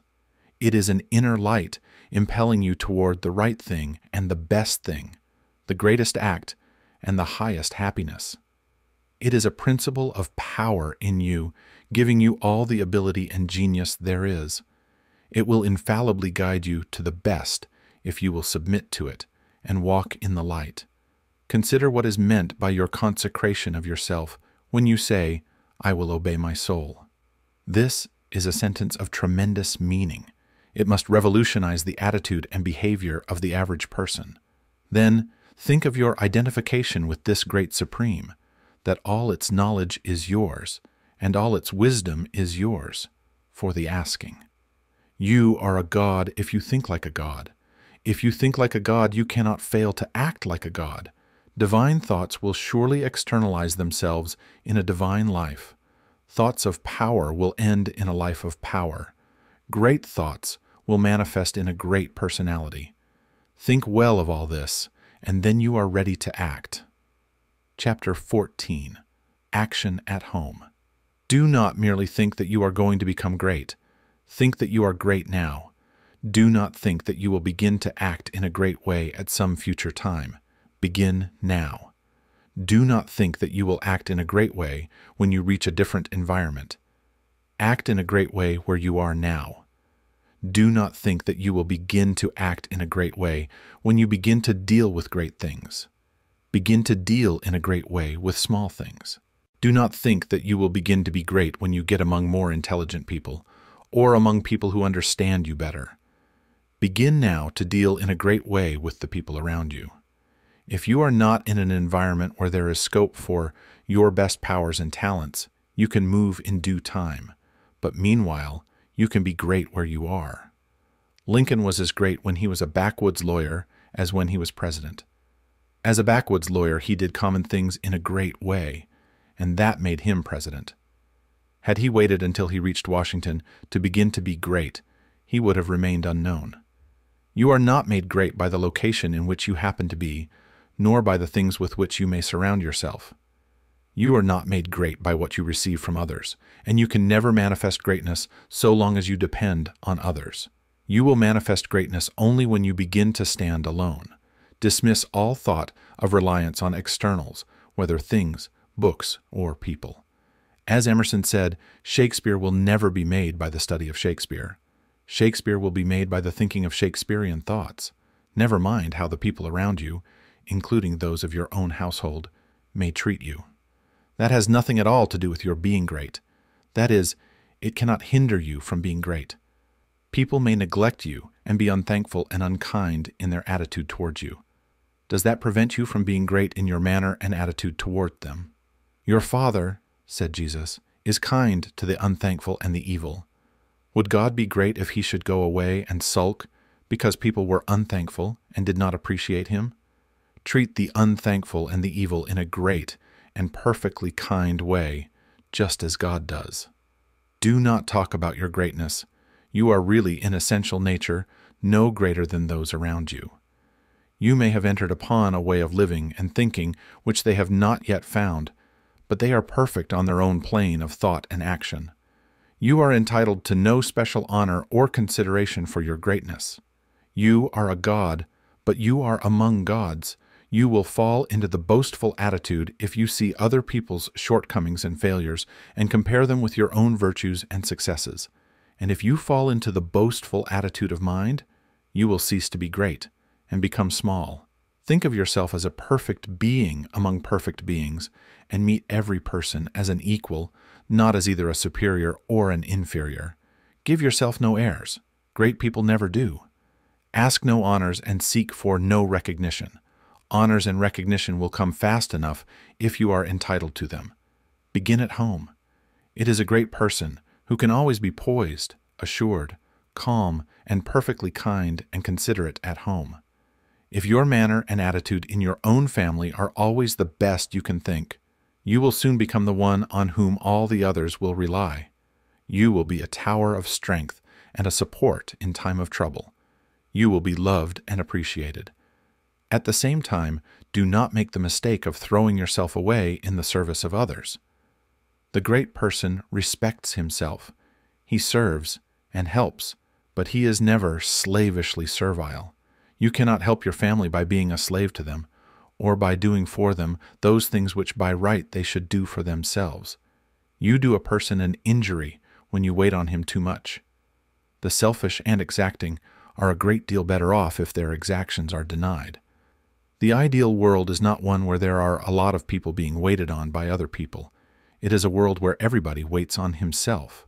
Meet all demands, selfish and otherwise, with perfect kindness and consideration. But do not allow yourself to be made a slave to the whims, caprices, exactions, or slavish desires of any member of your family. To do so is not great, and it works an injury to the other party. Do not become uneasy over the failures or mistakes of any member of your family and feel that you must interfere. Do not be disturbed if others seem to be going wrong and feel that you must step in and set them right. Remember that every person is perfect on his own plane. You cannot improve on the work of God. Do not meddle with the personal habits and practices of others, though they are your nearest and dearest. These things are none of your business. Nothing can be wrong but your own personal attitude. Make that right, and you will know that all else is right. You are a truly great soul when you can live with those who do things which you do not do, and yet refrain from either criticism or interference. Do the things which are right for you to do, and believe that every member of your family is doing the things which are right for him. Nothing is wrong with anybody or anything. Behold, it is all very good. Do not be enslaved by anyone else, but be just as careful that you do not enslave anyone else to your own notions of what is right. Think, and think deeply and continuously. Be perfect in your kindness and consideration. Let your attitude be that of a god among gods, and not that of a god among inferior beings. This is the way to be great in your own home. Chapter 15. Action Abroad. The rules which apply to your action at home must apply to your action everywhere. Never forget for an instant that this is a perfect world, and that you are a god among gods. You are as great as the greatest, but all are your equals. Rely absolutely on your perception of truth. Trust to the inner light rather than to reason, but be sure that your perception comes from the inner light. Act in poise and calmness, be still, and attend on God. Your identification of yourself with the All-Mind will give you all the knowledge you need for guidance in any contingency which may arise in your own life or in the lives of others. It is only necessary that you should be supremely calm and rely upon the eternal wisdom which is within you. If you act in poise and faith, your judgment will always be right, and you will always know exactly what to do. Do not hurry or worry. Remember Lincoln in the dark days of the war. James Freeman Clarke relates that after the Battle of Fredericksburg, Lincoln alone furnished a supply of faith and hope for the nation. Hundreds of leading men from all parts of the country went sadly into his room and came out cheerful and hopeful. They had stood face to face with the Highest and had seen God in this lank, ungainly, patient man, although they knew it not. Have perfect faith in yourself and in your own ability to cope with any combination of circumstances that may arise. Do not be disturbed if you are alone. If you need friends, they will be brought to you at the right time. Do not be disturbed if you feel that you are ignorant. The information that you need will be furnished you when it is time for you to have it. That which is in you, impelling you forward, is in the things and people you need, impelling them toward you. If there is a particular man you need to know, he will be introduced to you. If there is a particular book you need to read, it will be placed in your hands at the right time. All the knowledge you need will come to you from both external and internal sources. Your information and your talents will always be equal to the requirements of the occasion. Remember that Jesus told his disciples not to worry as to what they should say when brought before the judges. He knew that the power in them would be sufficient for the needs of the hour. As soon as you awaken and begin to use your faculties in a great way, you will apply power to the development of your brain. New cells will be created and dormant cells quickened into activity, and your brain will be qualified as a perfect instrument for your mind. Do not try to do great things until you are ready to go about them in a great way. If you undertake to deal with great matters in a small way, that is, from a low viewpoint or with incomplete consecration and wavering faith and courage, you will fail. Do not be in a hurry to get to the great things. Doing great things will not make you great, but becoming great will certainly lead you to the doing of great things. Begin to be great where you are and in the things you do every day. Do not be in haste to be found out or recognized as a great personality. Do not be disappointed if men do not nominate you for office within a month after you begin to practice what you read in this book. Great people never seek for recognition or applause. They are not great because they want to be paid for being so. Greatness is reward enough for itself. The joy of being something and of knowing that you are advancing is the greatest of all joys possible to man. If you begin in your own family, as described in the preceding chapter, and then assume the same mental attitude with your neighbors, friends, and those you meet in business, you will soon find that people are beginning to depend on you. Your advice will be sought, and a constantly increasing number of people will look to you for strength and inspiration and rely upon your judgment. Here, as in the home, you must avoid meddling with other people's affairs. Help all who come to you, but do not go about officiously endeavoring to set other people right. Mind your own business. It is no part of your mission in life to correct people's morals, habits, or practices. Lead a great life, doing all things with a great spirit, and in a great way. Give to him that asketh of thee as freely as ye have received, but do not force your help or your opinions upon any man. If your neighbor wishes to smoke or drink, it is his business. It is none of yours until he consults you about it. If you lead a great life and do no preaching, you will save 1,000 times as many souls as one who leads a small life and preaches continuously. If you hold the right viewpoint of the world, others will find it out and be impressed by it through your daily conversation and practice.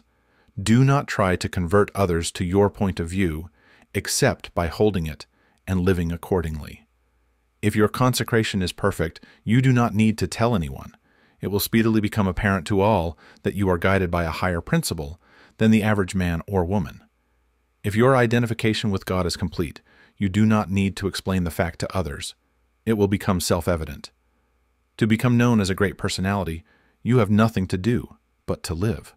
Do not imagine that you must go charging about the world like Don Quixote, tilting at windmills and overturning things in general in order to demonstrate that you are somebody.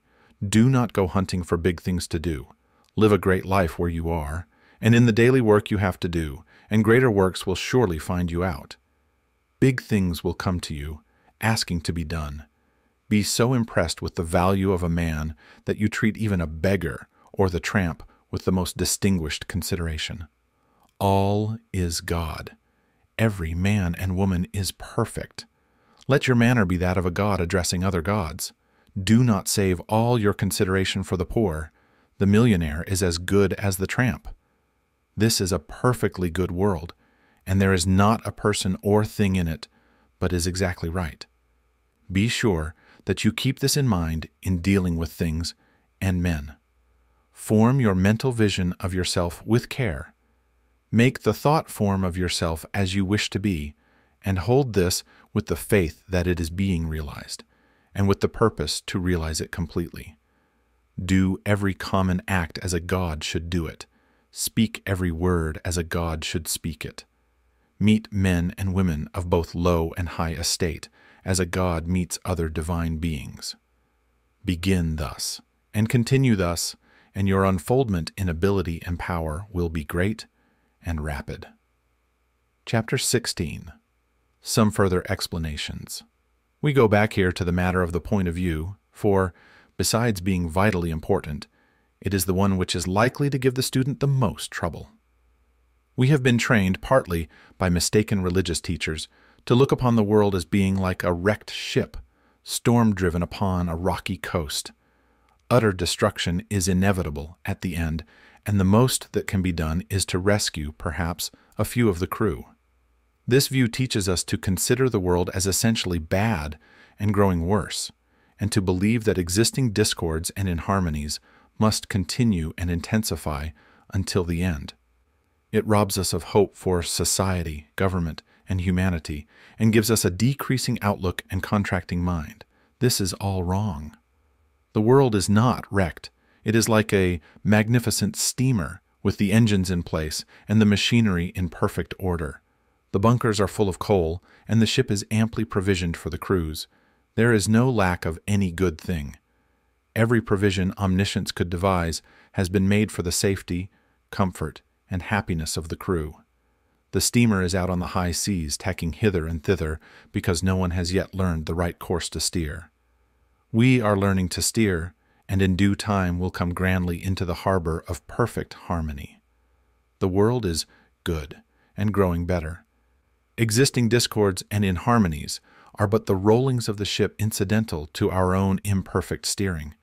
They will all be removed in due time. This view gives us an increasing outlook and an expanding mind. It enables us to think largely of society and of ourselves, and to do things in a great way.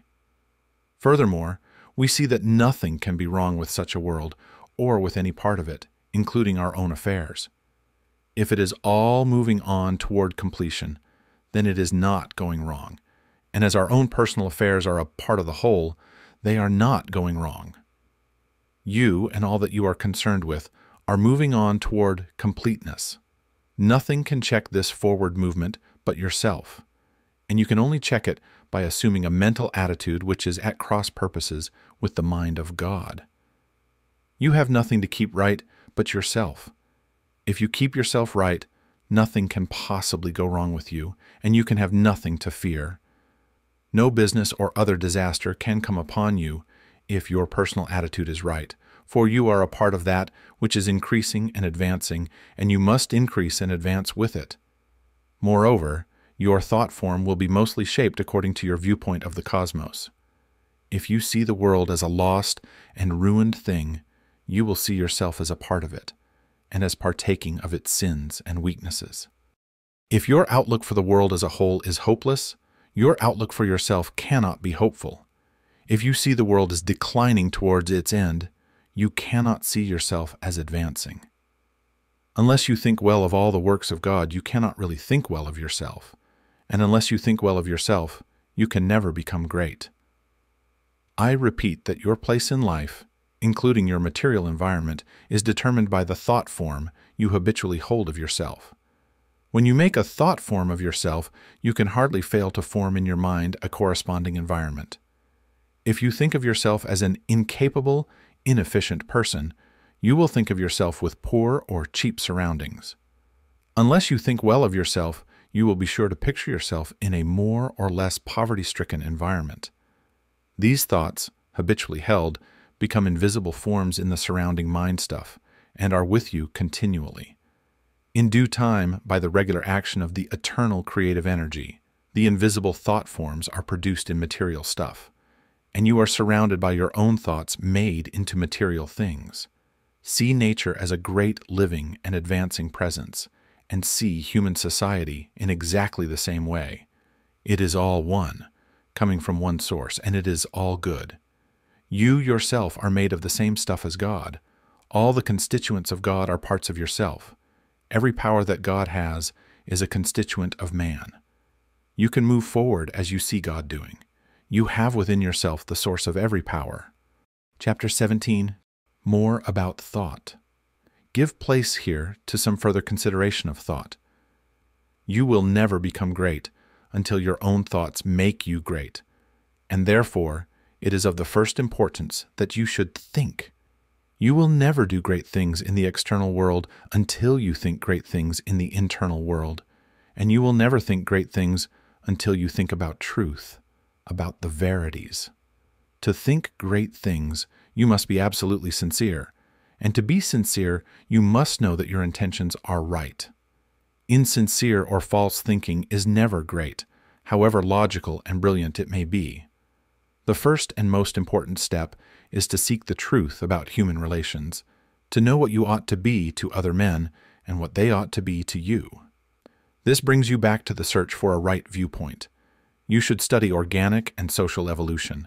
Read Darwin and Walter Thomas Mills, and when you read, think. Think the whole matter over until you see the world of things and men in the right way. Think about what God is doing until you can see what He is doing. Your next step is to think yourself into the right personal attitude. Your viewpoint tells you what the right attitude is, and obedience to the soul puts you into it. It is only by making a complete consecration of yourself to the highest that is within you that you can attain to sincere thinking. So long as you know you are selfish in your aims, or dishonest or crooked in any way in your intentions or practices, your thinking will be false and your thoughts will have no power. Think about the way you are doing things, about all your intentions, purposes, and practices until you know that they are right.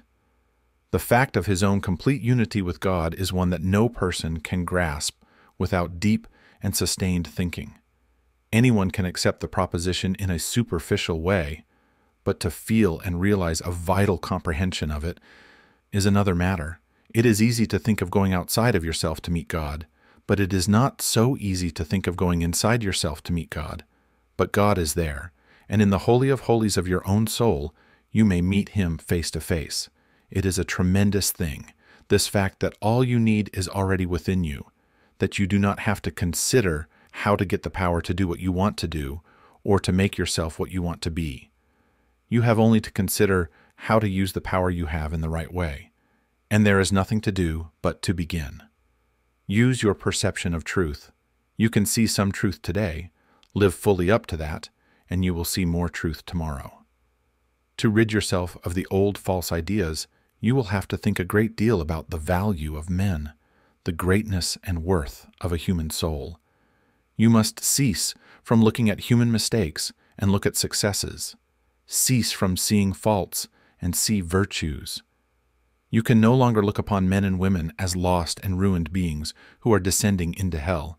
You must come to regard them as shining souls who are ascending toward heaven. It will require some exercise of willpower to do this, but this is the legitimate use of the will, to decide what you will think about and how you will think. The function of the will is to direct thought. Think about the good side of men, the lovely, attractive part, and exert your will in refusing to think of anything else in connection with them. I know of no one who has attained to so much on this one point as Eugene V. Debs, twice the socialist candidate for President of the United States. Mr. Debs reverences humanity. No appeal for help is ever made to him in vain. No one receives from him an unkind or censorious word. You cannot come into his presence without being made sensible of his deep and kindly personal interest in you. No one, whether millionaire, grimy workingman, or toil-worn woman, meets him without receiving the radiant warmth of a brotherly affection that is sincere and true. No ragged child speaks to him on the street without receiving instant and tender recognition. Debs loves men. This has made him the leading figure in a great movement, the beloved hero of a million hearts, and will give him a deathless name. It is a great thing to love men so, and it is only achieved by thought. Nothing can make you great but thought. We may divide thinkers into those who think for themselves and those who think through others. The latter are the rule and the former the exception. The first are original thinkers in a double sense, and egotists in the noblest meaning of the word. Schopenhauer. The key to every man is his thought. Sturdy and defiant though he look, he has a helm which he obeys, which is the idea after which all his facts are classified. He can only be reformed by showing him a new idea which commands his own. Emerson. All truly wise thoughts have been thought already thousands of times, but to make them really ours, we must think them over again honestly till they take root in our personal expression. Goethe. All that a man is outwardly is but the expression and completion of his inward thought. To work effectively, he must think clearly. To act nobly, he must think nobly. Channing. Great men are they who see that spirituality is stronger than any material force, that thoughts rule the world. Emerson. Some people study all their lives, and at their death they have learned everything except to think. Domergue. It is the habitual thought that frames itself into our life. It affects us even more than our intimate social relations do. Our confidential friends have not so much to do in shaping our lives as the thoughts have which we harbor. J.W. Teal. When God lets loose a great thinker on this planet, then all things are at risk. There is not a piece of science, but its flank may be turned tomorrow, nor any literary reputation or the so-called eternal names of fame that may not be refused and condemned. Emerson. Think, think, think. Chapter 18. Jesus' Idea of Greatness. In the 23rd chapter of Matthew, Jesus makes a very plain distinction between true and false greatness, and also points out the one great danger to all who wish to become great, the most insidious of temptations, which all must avoid and fight unceasingly who desire to really climb in the world. Speaking to the multitude and to his disciples, he bids them beware of adopting the principle of the Pharisees. He points out that, while the Pharisees are just and righteous men, honorable judges, true lawgivers, and upright in their dealings with men, they love the uppermost seats at feasts and greetings in the marketplace, and to be called Master, Master. And in comparison with this principle, he says, "He that will be great among you, let him serve." The average person's idea of a great man, rather than of one who serves, is of one who succeeds in getting himself served. He gets himself in a position to command men, to exercise power over them, making them obey his will. The exercise of dominion over other people, to most persons, is a great thing. Nothing seems to be sweeter to the selfish soul than this. You will always find every selfish and undeveloped person trying to domineer over others, to exercise control over other men. Savage men were no sooner placed upon the earth than they began to enslave one another. For ages, the struggle in war, diplomacy, politics, and government has been aimed at the securing of control over other men. Kings and princes have drenched the soil of the earth in blood and tears in the effort to extend their dominions and their power to rule more people. The struggle of the business world today is the same as that on the battlefields of Europe a century ago, so far as the ruling principle is concerned. Robert G. Ingersoll could not understand why men like Rockefeller and Carnegie seek for more money and make themselves slaves to the business struggle when they already have more than they can possibly use. He thought it a kind of madness and illustrated it as follows. Suppose a man had 50,000 pairs of pants, 75,000 vests, 100,000 coats, and 150,000 neckties. What would you think of him if he arose in the morning before light and worked until after it was dark every day, rain or shine, in all kinds of weather, merely to get another necktie? But it is not a good simile. The possession of neckties gives a man no power over other men, while the possession of dollars does. Rockefeller, Carnegie, and their kind are not after dollars but power. It is the principle of the Pharisee. It is the struggle for the high place. It develops able men, cunning men, resourceful men, but not great men. I want you to contrast these two ideas of greatness sharply in your minds. He that will be great among you, let him serve. Let me stand before the average American audience and ask the name of the greatest American, and the majority will think of Abraham Lincoln. And is this not because in Lincoln, above all the other men who have served us in public life, we recognize the spirit of service? Not servility, but service. Lincoln was a great man because he knew how to be a great servant. Napoleon, able, cold, selfish, seeking the high places, was a brilliant man. Lincoln was great. Napoleon was not. The very moment you begin to advance and are recognized as one who is doing things in a great way, you will find yourself in danger. The temptation to patronize, advise, or take upon yourself the direction of other people's affairs is sometimes almost irresistible. Avoid, however, the opposite danger of falling into servility, or of completely throwing yourself away in the service of others. To do this has been the ideal of a great many people. The completely self-sacrificing life has been thought to be the Christ-like life, because, as I think, of a complete misconception of the character and teachings of Jesus. I have explained this misconception in a little book, which I hope you may all sometime read. Thousands of people imitating Jesus, as they suppose, have belittled themselves and given up all else to go about doing good, practicing an altruism that is really as morbid and as far from great as the rankest selfishness. The finer instincts which respond to the cry of trouble or distress are not by any means all of you.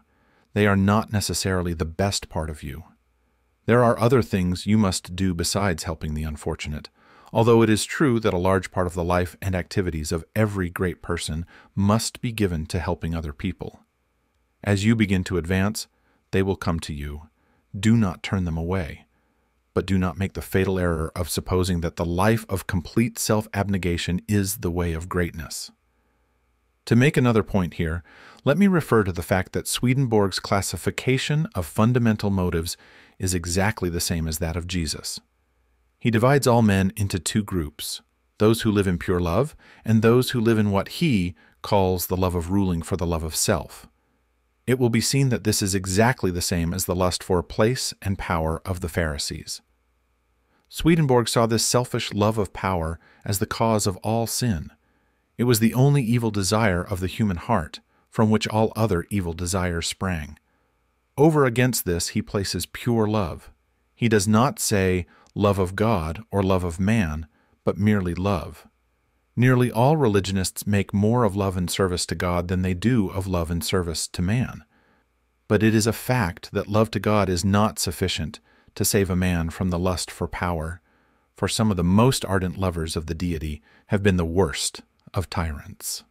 Lovers of God are often tyrants, and lovers of men are often meddlesome and officious. A New Christ. Chapter 19. A View of Evolution. But how shall we avoid throwing ourselves into altruistic work if we are surrounded by poverty, ignorance, suffering, and every appearance of misery, as very many people are? Those who live where the withered hand of want is thrust upon them from every side appealingly for aid must find it hard to refrain from continuous giving. Again, there are social and other irregularities, injustices done to the weak, which fire generous souls with an almost irresistible desire to set things right. We want to start a crusade. We feel that the wrongs will never be righted until we give ourselves wholly to the task.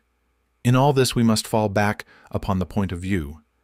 We must remember that this is not a bad world, but a good world in the process of becoming. Beyond all doubt, there was a time when there was no life upon this earth.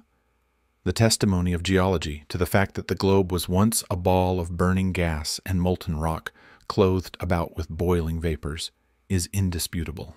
And we do not know how life could have existed under such conditions. That seems impossible. Geology tells us that later on a crust formed, the globe cooled and hardened, the vapors condensed and became mist or fell in rain. The cooled surface crumbled into soil, moisture accumulated, ponds and seas were gathered together, and at last, somewhere in the water or on the land appeared something that was alive. It is reasonable to suppose that this first life was in single-celled organisms, but behind these cells was the insistent urge of spirit, the great one life seeking expression. And soon, organisms having too much life to express themselves with one cell had two cells, and then many, and still more life was poured into them. Multiple-celled organisms were formed, plants, trees, vertebrates, and mammals, many of them with strange shapes, but all were perfect after their kind, as everything is that God makes. No doubt there were crude and almost monstrous forms of both animal and plant life, but everything filled its purpose in its day, and it was all very good. Then another day came, the great day of the evolutionary process, a day when the morning stars sang together, and the sons of God shouted for joy to behold the beginning of the end, for man, the object aimed at from the beginning, had appeared upon the scene. An ape-like being, little different from the beasts around him in appearance, but infinitely different in his capacity for growth and thought. Art and beauty, architecture and song, poetry and music, all these were unrealized possibilities in that ape-man's soul, and for his time and kind he was very good. It is God that worketh in you to will and to do of his good pleasure, says St. Paul. From the day the first man appeared, God began to work in men, putting more and more of himself into each succeeding generation, urging them on to larger achievements and to better conditions, social, governmental, and domestic. Those who, looking back into ancient history, see the awful conditions which existed, the barbarities, idolatries, and sufferings, and reading about God in connection with these things, are disposed to feel that he was cruel and unjust to man, should pause to think. From the ape-man to the coming Christ-man, the race has had to rise, and it could only be accomplished by the successive unfoldments of the various powers and possibilities latent in the human brain. Naturally, the cruder and more animal-like part of man came to its full development first. For ages, men were brutal. Their governments were brutal. Their religions were brutal. Their domestic institutions were brutal. And what appears to be an immense amount of suffering resulted from this brutality. But God never delighted in suffering, and in every age he has given men a message, telling them how to avoid it. And all the while, the urge of life, insistent, powerful, compelling, made the race keep moving forward. A little less brutality in each age, and a little more spirituality in each age. And God kept on working in man. In every age there have been some individuals who were in advance of the mass, and who heard and understood God better than their fellows. Upon these the inspiring hand of Spirit was laid, and they were compelled to become interpreters. These were the prophets and seers, sometimes the priests and kings, and oftener still they were martyrs driven to the stake, the block, or the cross. It is to these who have heard God, spoken his word, and demonstrated his truth in their lives that all progress is really due. Again, considering for a moment the presence of what is called evil in the world, we see that that which appears to us to be evil is only undeveloped, and that the undeveloped is perfectly good in its own stage and place. Because all things are necessary to man's complete unfoldment, all things in human life are the work of God. The graft rings in our cities, the red light districts and their unfortunate inmates. These he consciously and voluntarily produced. Their part in the plan of unfoldment must be played, and when their part has been played, he will sweep them off the stage as he did the strange and poisonous monsters which filled the swamps of the past ages. In concluding this vision of evolution, we might ask why it was all done. What is it for? This question should be easy for the thoughtful mind to answer.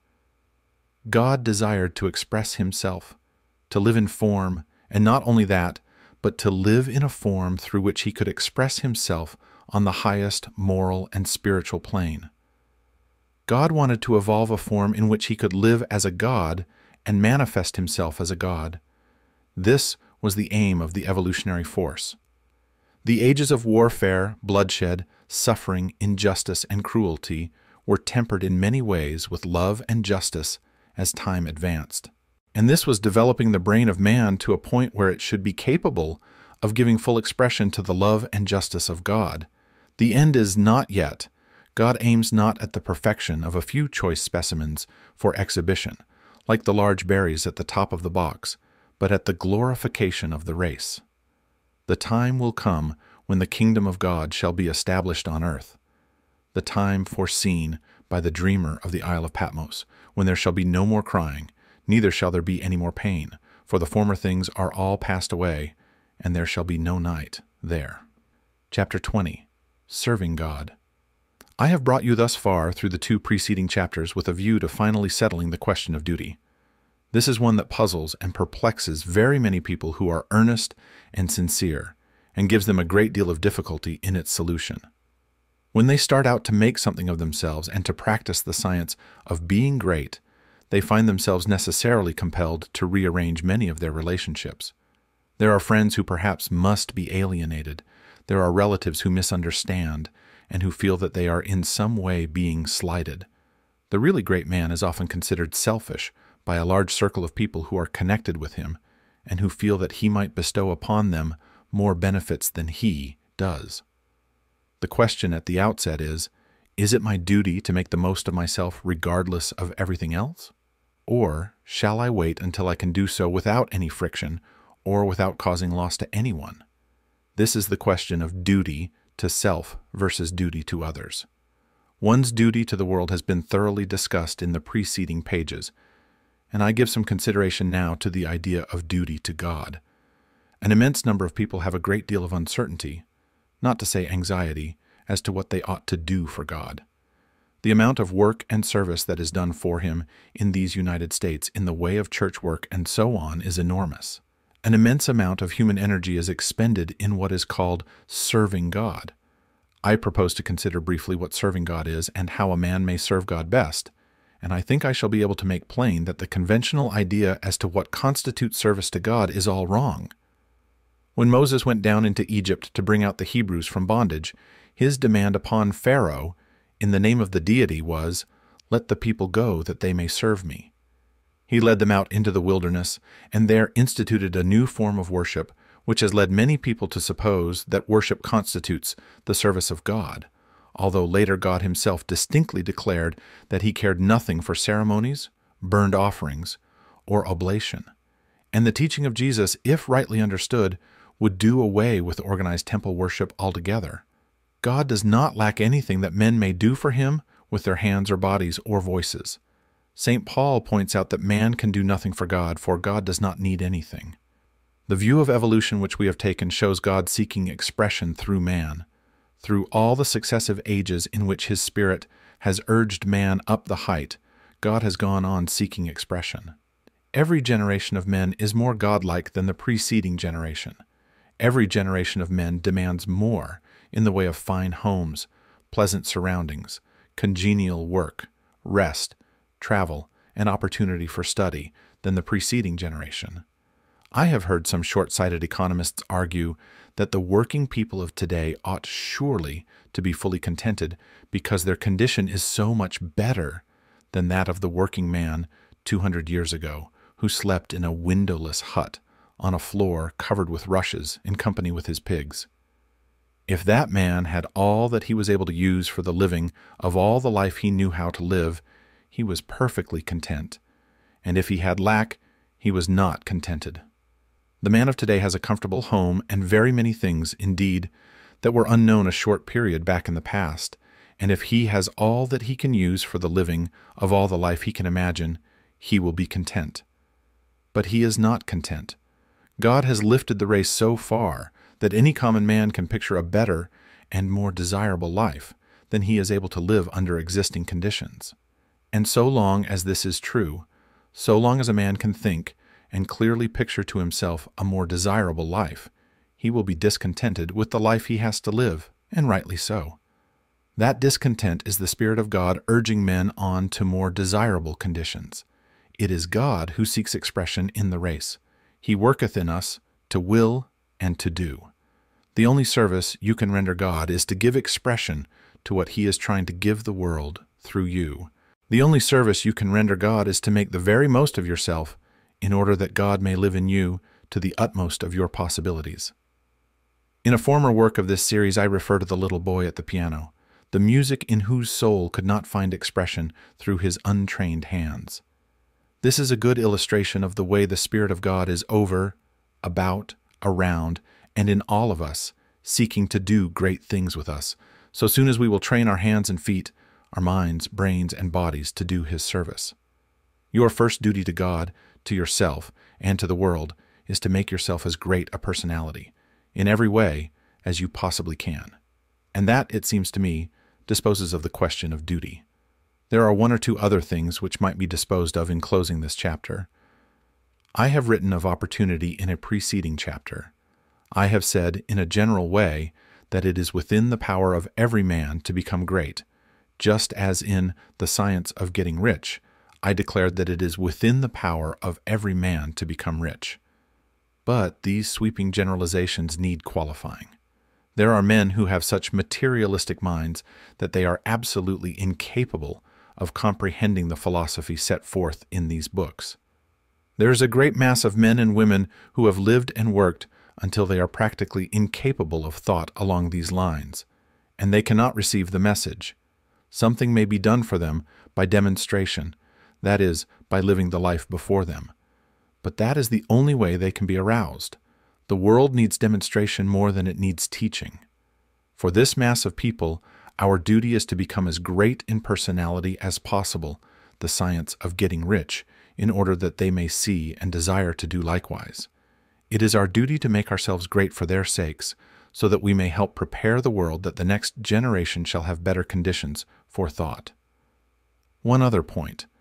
I am frequently written to by people who wish to make something of themselves and to move out into the world, but who are hampered by home ties, having others more or less dependent upon them, whom they fear would suffer if left alone. In general, I advise such people to move out fearlessly and to make the most of themselves. If there is a loss at home, it will be only temporary and apparent, for in a little while, if you follow the leading of Spirit, you will be able to take better care of your dependents than you have ever done before. Chapter 21. A Mental Exercise. The purpose of mental exercises must not be misunderstood. There is no virtue in charms or formulated strings of words. There is no shortcut to development by repeating prayers or incantations. A mental exercise is an exercise, not in repeating words, but in the thinking of certain thoughts. The phrases that we repeatedly hear become convictions, as Goethe says, and the thoughts that we repeatedly think become habitual and make us what we are. The purpose in taking a mental exercise is that you may think certain thoughts repeatedly until you form a habit of thinking them. Then they will be your thoughts all the time. Taken in the right way and with an understanding of their purpose, mental exercises are of great value. But, taken as most people take them, they are worse than useless. The thoughts embodied in the following exercise are the ones you want to think. You should take the exercise once or twice daily, but you should think the thoughts continuously. That is, do not think them twice a day for a stated time, and then forget them until it is time to take the exercise again. The exercise is to impress you with the material for continuous thought. Take a time when you can have from 20 minutes to half an hour secure from interruption, and proceed first to make yourself physically comfortable. Lie at ease in a Morris chair, or on a couch, or in bed. It is best to lie flat on your back. If you have no other time, take the exercise on going to bed at night and before rising in the morning. First, let your attention travel over your body from the crown of your head to the soles of your feet, relaxing every muscle as you go. Relax completely. And next, get physical and other ills off your mind. Let the attention pass down the spinal cord and out over the nerves to the extremities. And as you do so, think, my nerves are in perfect order all over my body. They obey my will, and I have great nerve force. Next, bring your attention to the lungs and think, I am breathing deeply and quietly, and the air goes into every cell of my lungs, which are in perfect condition. My blood is purified and made clean. Next, to the heart. My heart is beating strongly and steadily, and my circulation is perfect, even to the extremities. Next, to the digestive system. My stomach and bowels perform their work perfectly. My food is digested and assimilated, and my body rebuilt and nourished. My liver, kidneys, and bladder each perform their several functions without pain or strain. I am perfectly well. My body is resting, my mind is quiet, and my soul is at peace. I have no anxiety about financial or other matters. God, who is within me, is also in all things I want, impelling them toward me. All that I want is already given to me. I have no anxiety about my health, for I am perfectly well. I have no worry or fear whatever. I rise above all temptation to moral evil. I cast out all greed, selfishness, and narrow personal ambition. I do not hold envy, malice, or enmity toward any living soul. I will follow no course of action which is not in accord with my highest ideals. I am right, and I will do right. Viewpoint. All is right with the world. It is perfect and advancing to completion. I will contemplate the facts of social, political, and industrial life only from this high viewpoint. Behold, it is all very good. I will see all human beings, all my acquaintances, friends, neighbors, and the members of my own household in the same way. They are all good. Nothing is wrong with the universe. Nothing can be wrong but my own personal attitude, and henceforth I keep that right. My whole trust is in God. Consecration. I will obey my soul and be true to that within me which is highest. I will search within for the pure idea of right in all things, and when I find it, I will express it in my outward life. I will abandon everything I have outgrown for the best I can think. I will have the highest thoughts concerning all my relationships, and my manner and action shall express these thoughts. I surrender my body to be ruled by my mind. I yield my mind to the dominion of my soul, and I give my soul to the guidance of God. Identification. There is but one substance and source, and of that I am made, and with it I am one. It is my Father. I proceeded forth and came from it. My Father and I are one, and my Father is greater than I, and I do His will. I surrender myself to conscious unity with pure spirit. There is but one, and that one is everywhere. I am one with the eternal consciousness. Idealization. Form a mental picture of yourself as you want to be, and at the greatest height your imagination can picture. Dwell upon this for some little time, holding the thought, this is what I really am. It is a picture of my own soul. I am this now in soul, and I am becoming this in outward manifestation. Realization. I appropriate to myself the power to become what I want to be and to do what I want to do. I exercise creative energy.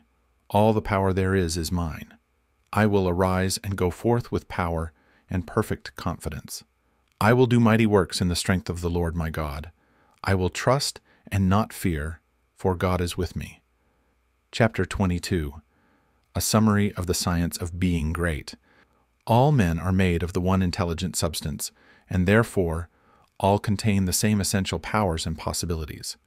Greatness is equally inherent in all and may be manifested by all. Every person may become great. Every constituent of God is a constituent of man. Man may overcome both heredity and circumstances by exercising the inherent creative power of the soul. If he is to become great, the soul must act and must rule the mind and the body. Man's knowledge is limited, and he falls into error through ignorance. To avoid this, he must connect his soul with universal spirit. Universal spirit is the intelligent substance from which all things come. It is in and through all things. All things are known to this universal mind, and man can so unite himself with it as to enter into all knowledge. To do this, man must cast out of himself everything which separates him from God. He must will to live the divine life, and he must rise above all moral temptations. He must forsake every course of action that is not in accord with his highest ideals. He must reach the right viewpoint, recognizing that God is all in all, and that there is nothing wrong.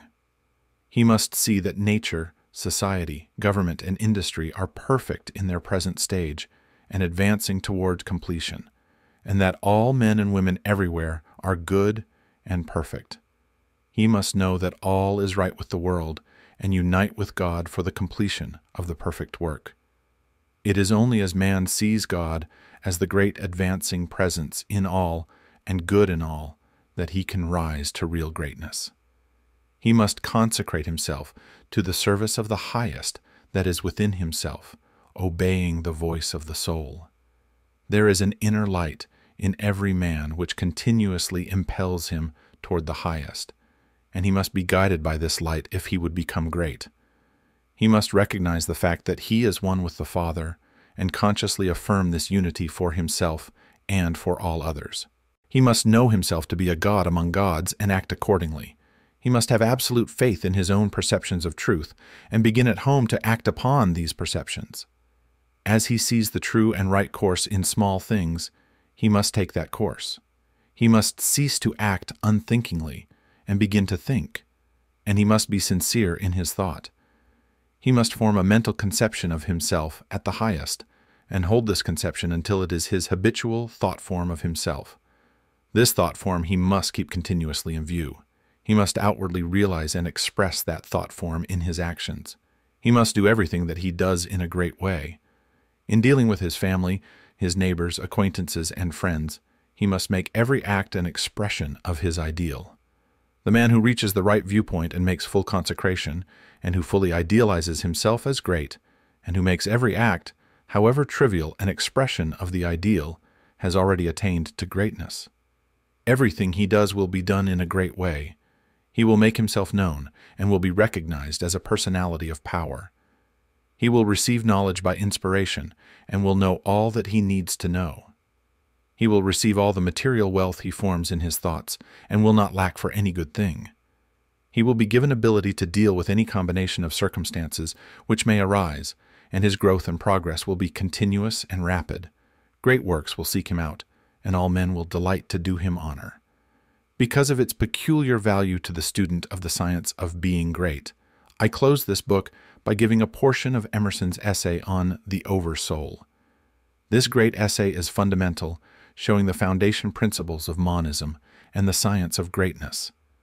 I recommend the student to study it most carefully in connection with this book. What is the universal sense of want and ignorance but the fine innuendo by which the great soul makes its enormous claim? Why do men feel that the natural history of man has never been written, but always he is leaving behind what you have said of him, and it becomes old, and books of metaphysics worthless? The philosophy of 6,000 years has not searched the chambers and magazines of the soul. In its experiments, there has always remained, in the last analysis, a residuum it could not resolve. Man is a stream whose source is hidden. Always our being is descending into us from we know not whence. The most exact calculator has no prescience that somewhat incalculable may not balk the very next moment. I am constrained every moment to acknowledge a higher origin for events than the will I call mine. As with events, so it is with thoughts. When I watch that flowing river, which out of regions I see not, pours for a season its streams into me, I see that I am a pensioner, not a cause, but a surprised spectator of this ethereal water, that I desire and look up, and put myself in the attitude for reception, but from some alien energy the visions come. The supreme critic on all the errors of the past and present, and the only prophet of that which must be, is that great nature in which we rest as the earth lies in the soft arms of the atmosphere, that unity, that oversoul, with which every man's particular being is contained and made one with all other, that common heart, of which all sincere conversation is the worship, to which all right action is submission, that overpowering reality which confutes our tricks and talents, and constrains everyone to pass for what he is, and to speak from his character and not from his tongue, and which evermore tends and aims to pass into our thought and hand, and become wisdom and virtue and power and beauty. We live in succession, in division, in parts, in particles. Meantime, within man is the soul of the whole, the wise silence, the universal beauty, to which every part and particle is equally related, the eternal one. And this deep power in which we exist, and whose beatitude is all accessible to us, is not only self-sufficing and perfect in every hour, but the act of seeing, and the thing seen, the seer and the spectacle, the subject and the object are one. We see the world piece by piece, as the sun, the moon, the animal, the tree, but the whole, of which these are the shining parts, is the soul. It is only by the vision of that wisdom that the horoscope of the ages can be read, and it is only by falling back on our better thoughts, by yielding to the spirit of prophecy, which is innate in every man, that we know what it saith.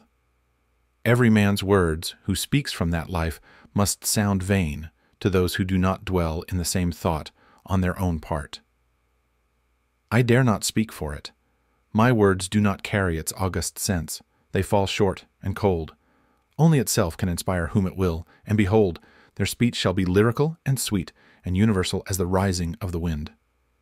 Yet I desire, even by profane words, if sacred I may not use, to indicate the heaven of this deity, and to report what hints I have collected of the transcendent simplicity and energy of the highest law. If we consider what happens in conversation, in reveries, in remorse, in times of passion, in surprises, in the instruction of dreams wherein often we see ourselves in masquerade, the droll disguises only magnifying and enhancing a real element and forcing it on our distinct notice, we shall catch many hints that will broaden and lighten into knowledge of the secret of nature. All goes to show that the soul in man is not an organ, but animates and exercises all the organs, is not a function like the power of memory, of calculation, of comparison, but uses these as hands and feet, is not a faculty but a light, is not the intellect or the will, but the master of the intellect and the will, is the vast background of our being in which they lie, an immensity not possessed and that cannot be possessed. From within or from behind, a light shines through us upon things, and makes us aware that we are nothing, but the light is all. A man is the facade of a temple, wherein all wisdom and all good abide.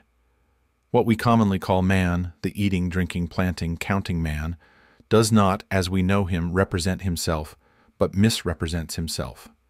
Him we do not respect, but the soul, whose organ he is, would he let it appear through his action, would make our knees bend. When it breathes through his intellect, it is genius. When it flows through his affection, it is love. After its own law and not by arithmetic is the rate of its progress to be computed. The soul's advances are not made by gradation, such as can be represented by motion in a straight line, but rather by ascension of state, such as can be represented by metamorphosis, from the egg to the worm, from the worm to the fly. The growths of genius are of a certain total character that does not advance the elect individual first over John, then Adam, then Richard, and give to each the pain of discovered inferiority. But by every throe of growth, the man expands there where he works, passing, at each pulsation, classes, populations of men. With each divine impulse, the mind rends the thin rinds of the visible and finite, and comes out into eternity, and inspires and expires its air. It converses with truths that have always been spoken in the world, and becomes conscious of a closer sympathy with Zeno and Arion than with persons in the house. This is the law of moral and of mental gain. The simple rise, as by specific levity, not into a particular virtue, but into the region of all the virtues.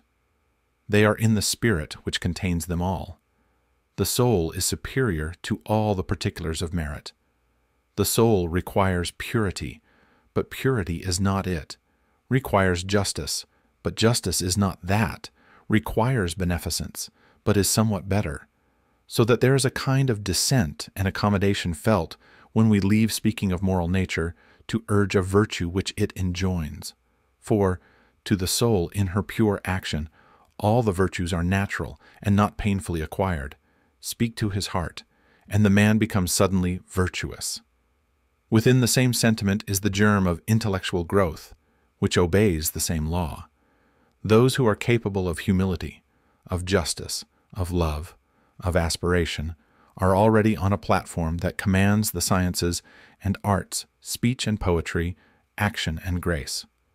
For whoso dwells in this mortal beatitude does already anticipate those special powers which men prize so highly, just as love does justice to all the gifts of the object beloved. The lover has no talent, no skill, which passes for quite nothing with his enamored maiden, however little she may possess of related faculty. And the heart which abandons itself to the supreme mind finds itself related to all its works, and will travel a royal road to particular knowledge and powers. For, in ascending to this primary and aboriginal sentiment, we have come from our remote station on the circumference instantaneously to the center of the world, where, as in the closet of God, we see causes and anticipate the universe, which is but a slow effect. I hope you enjoyed listening to this video book. Please subscribe and turn on the notifications to receive notifications about our future uploads. Thank you.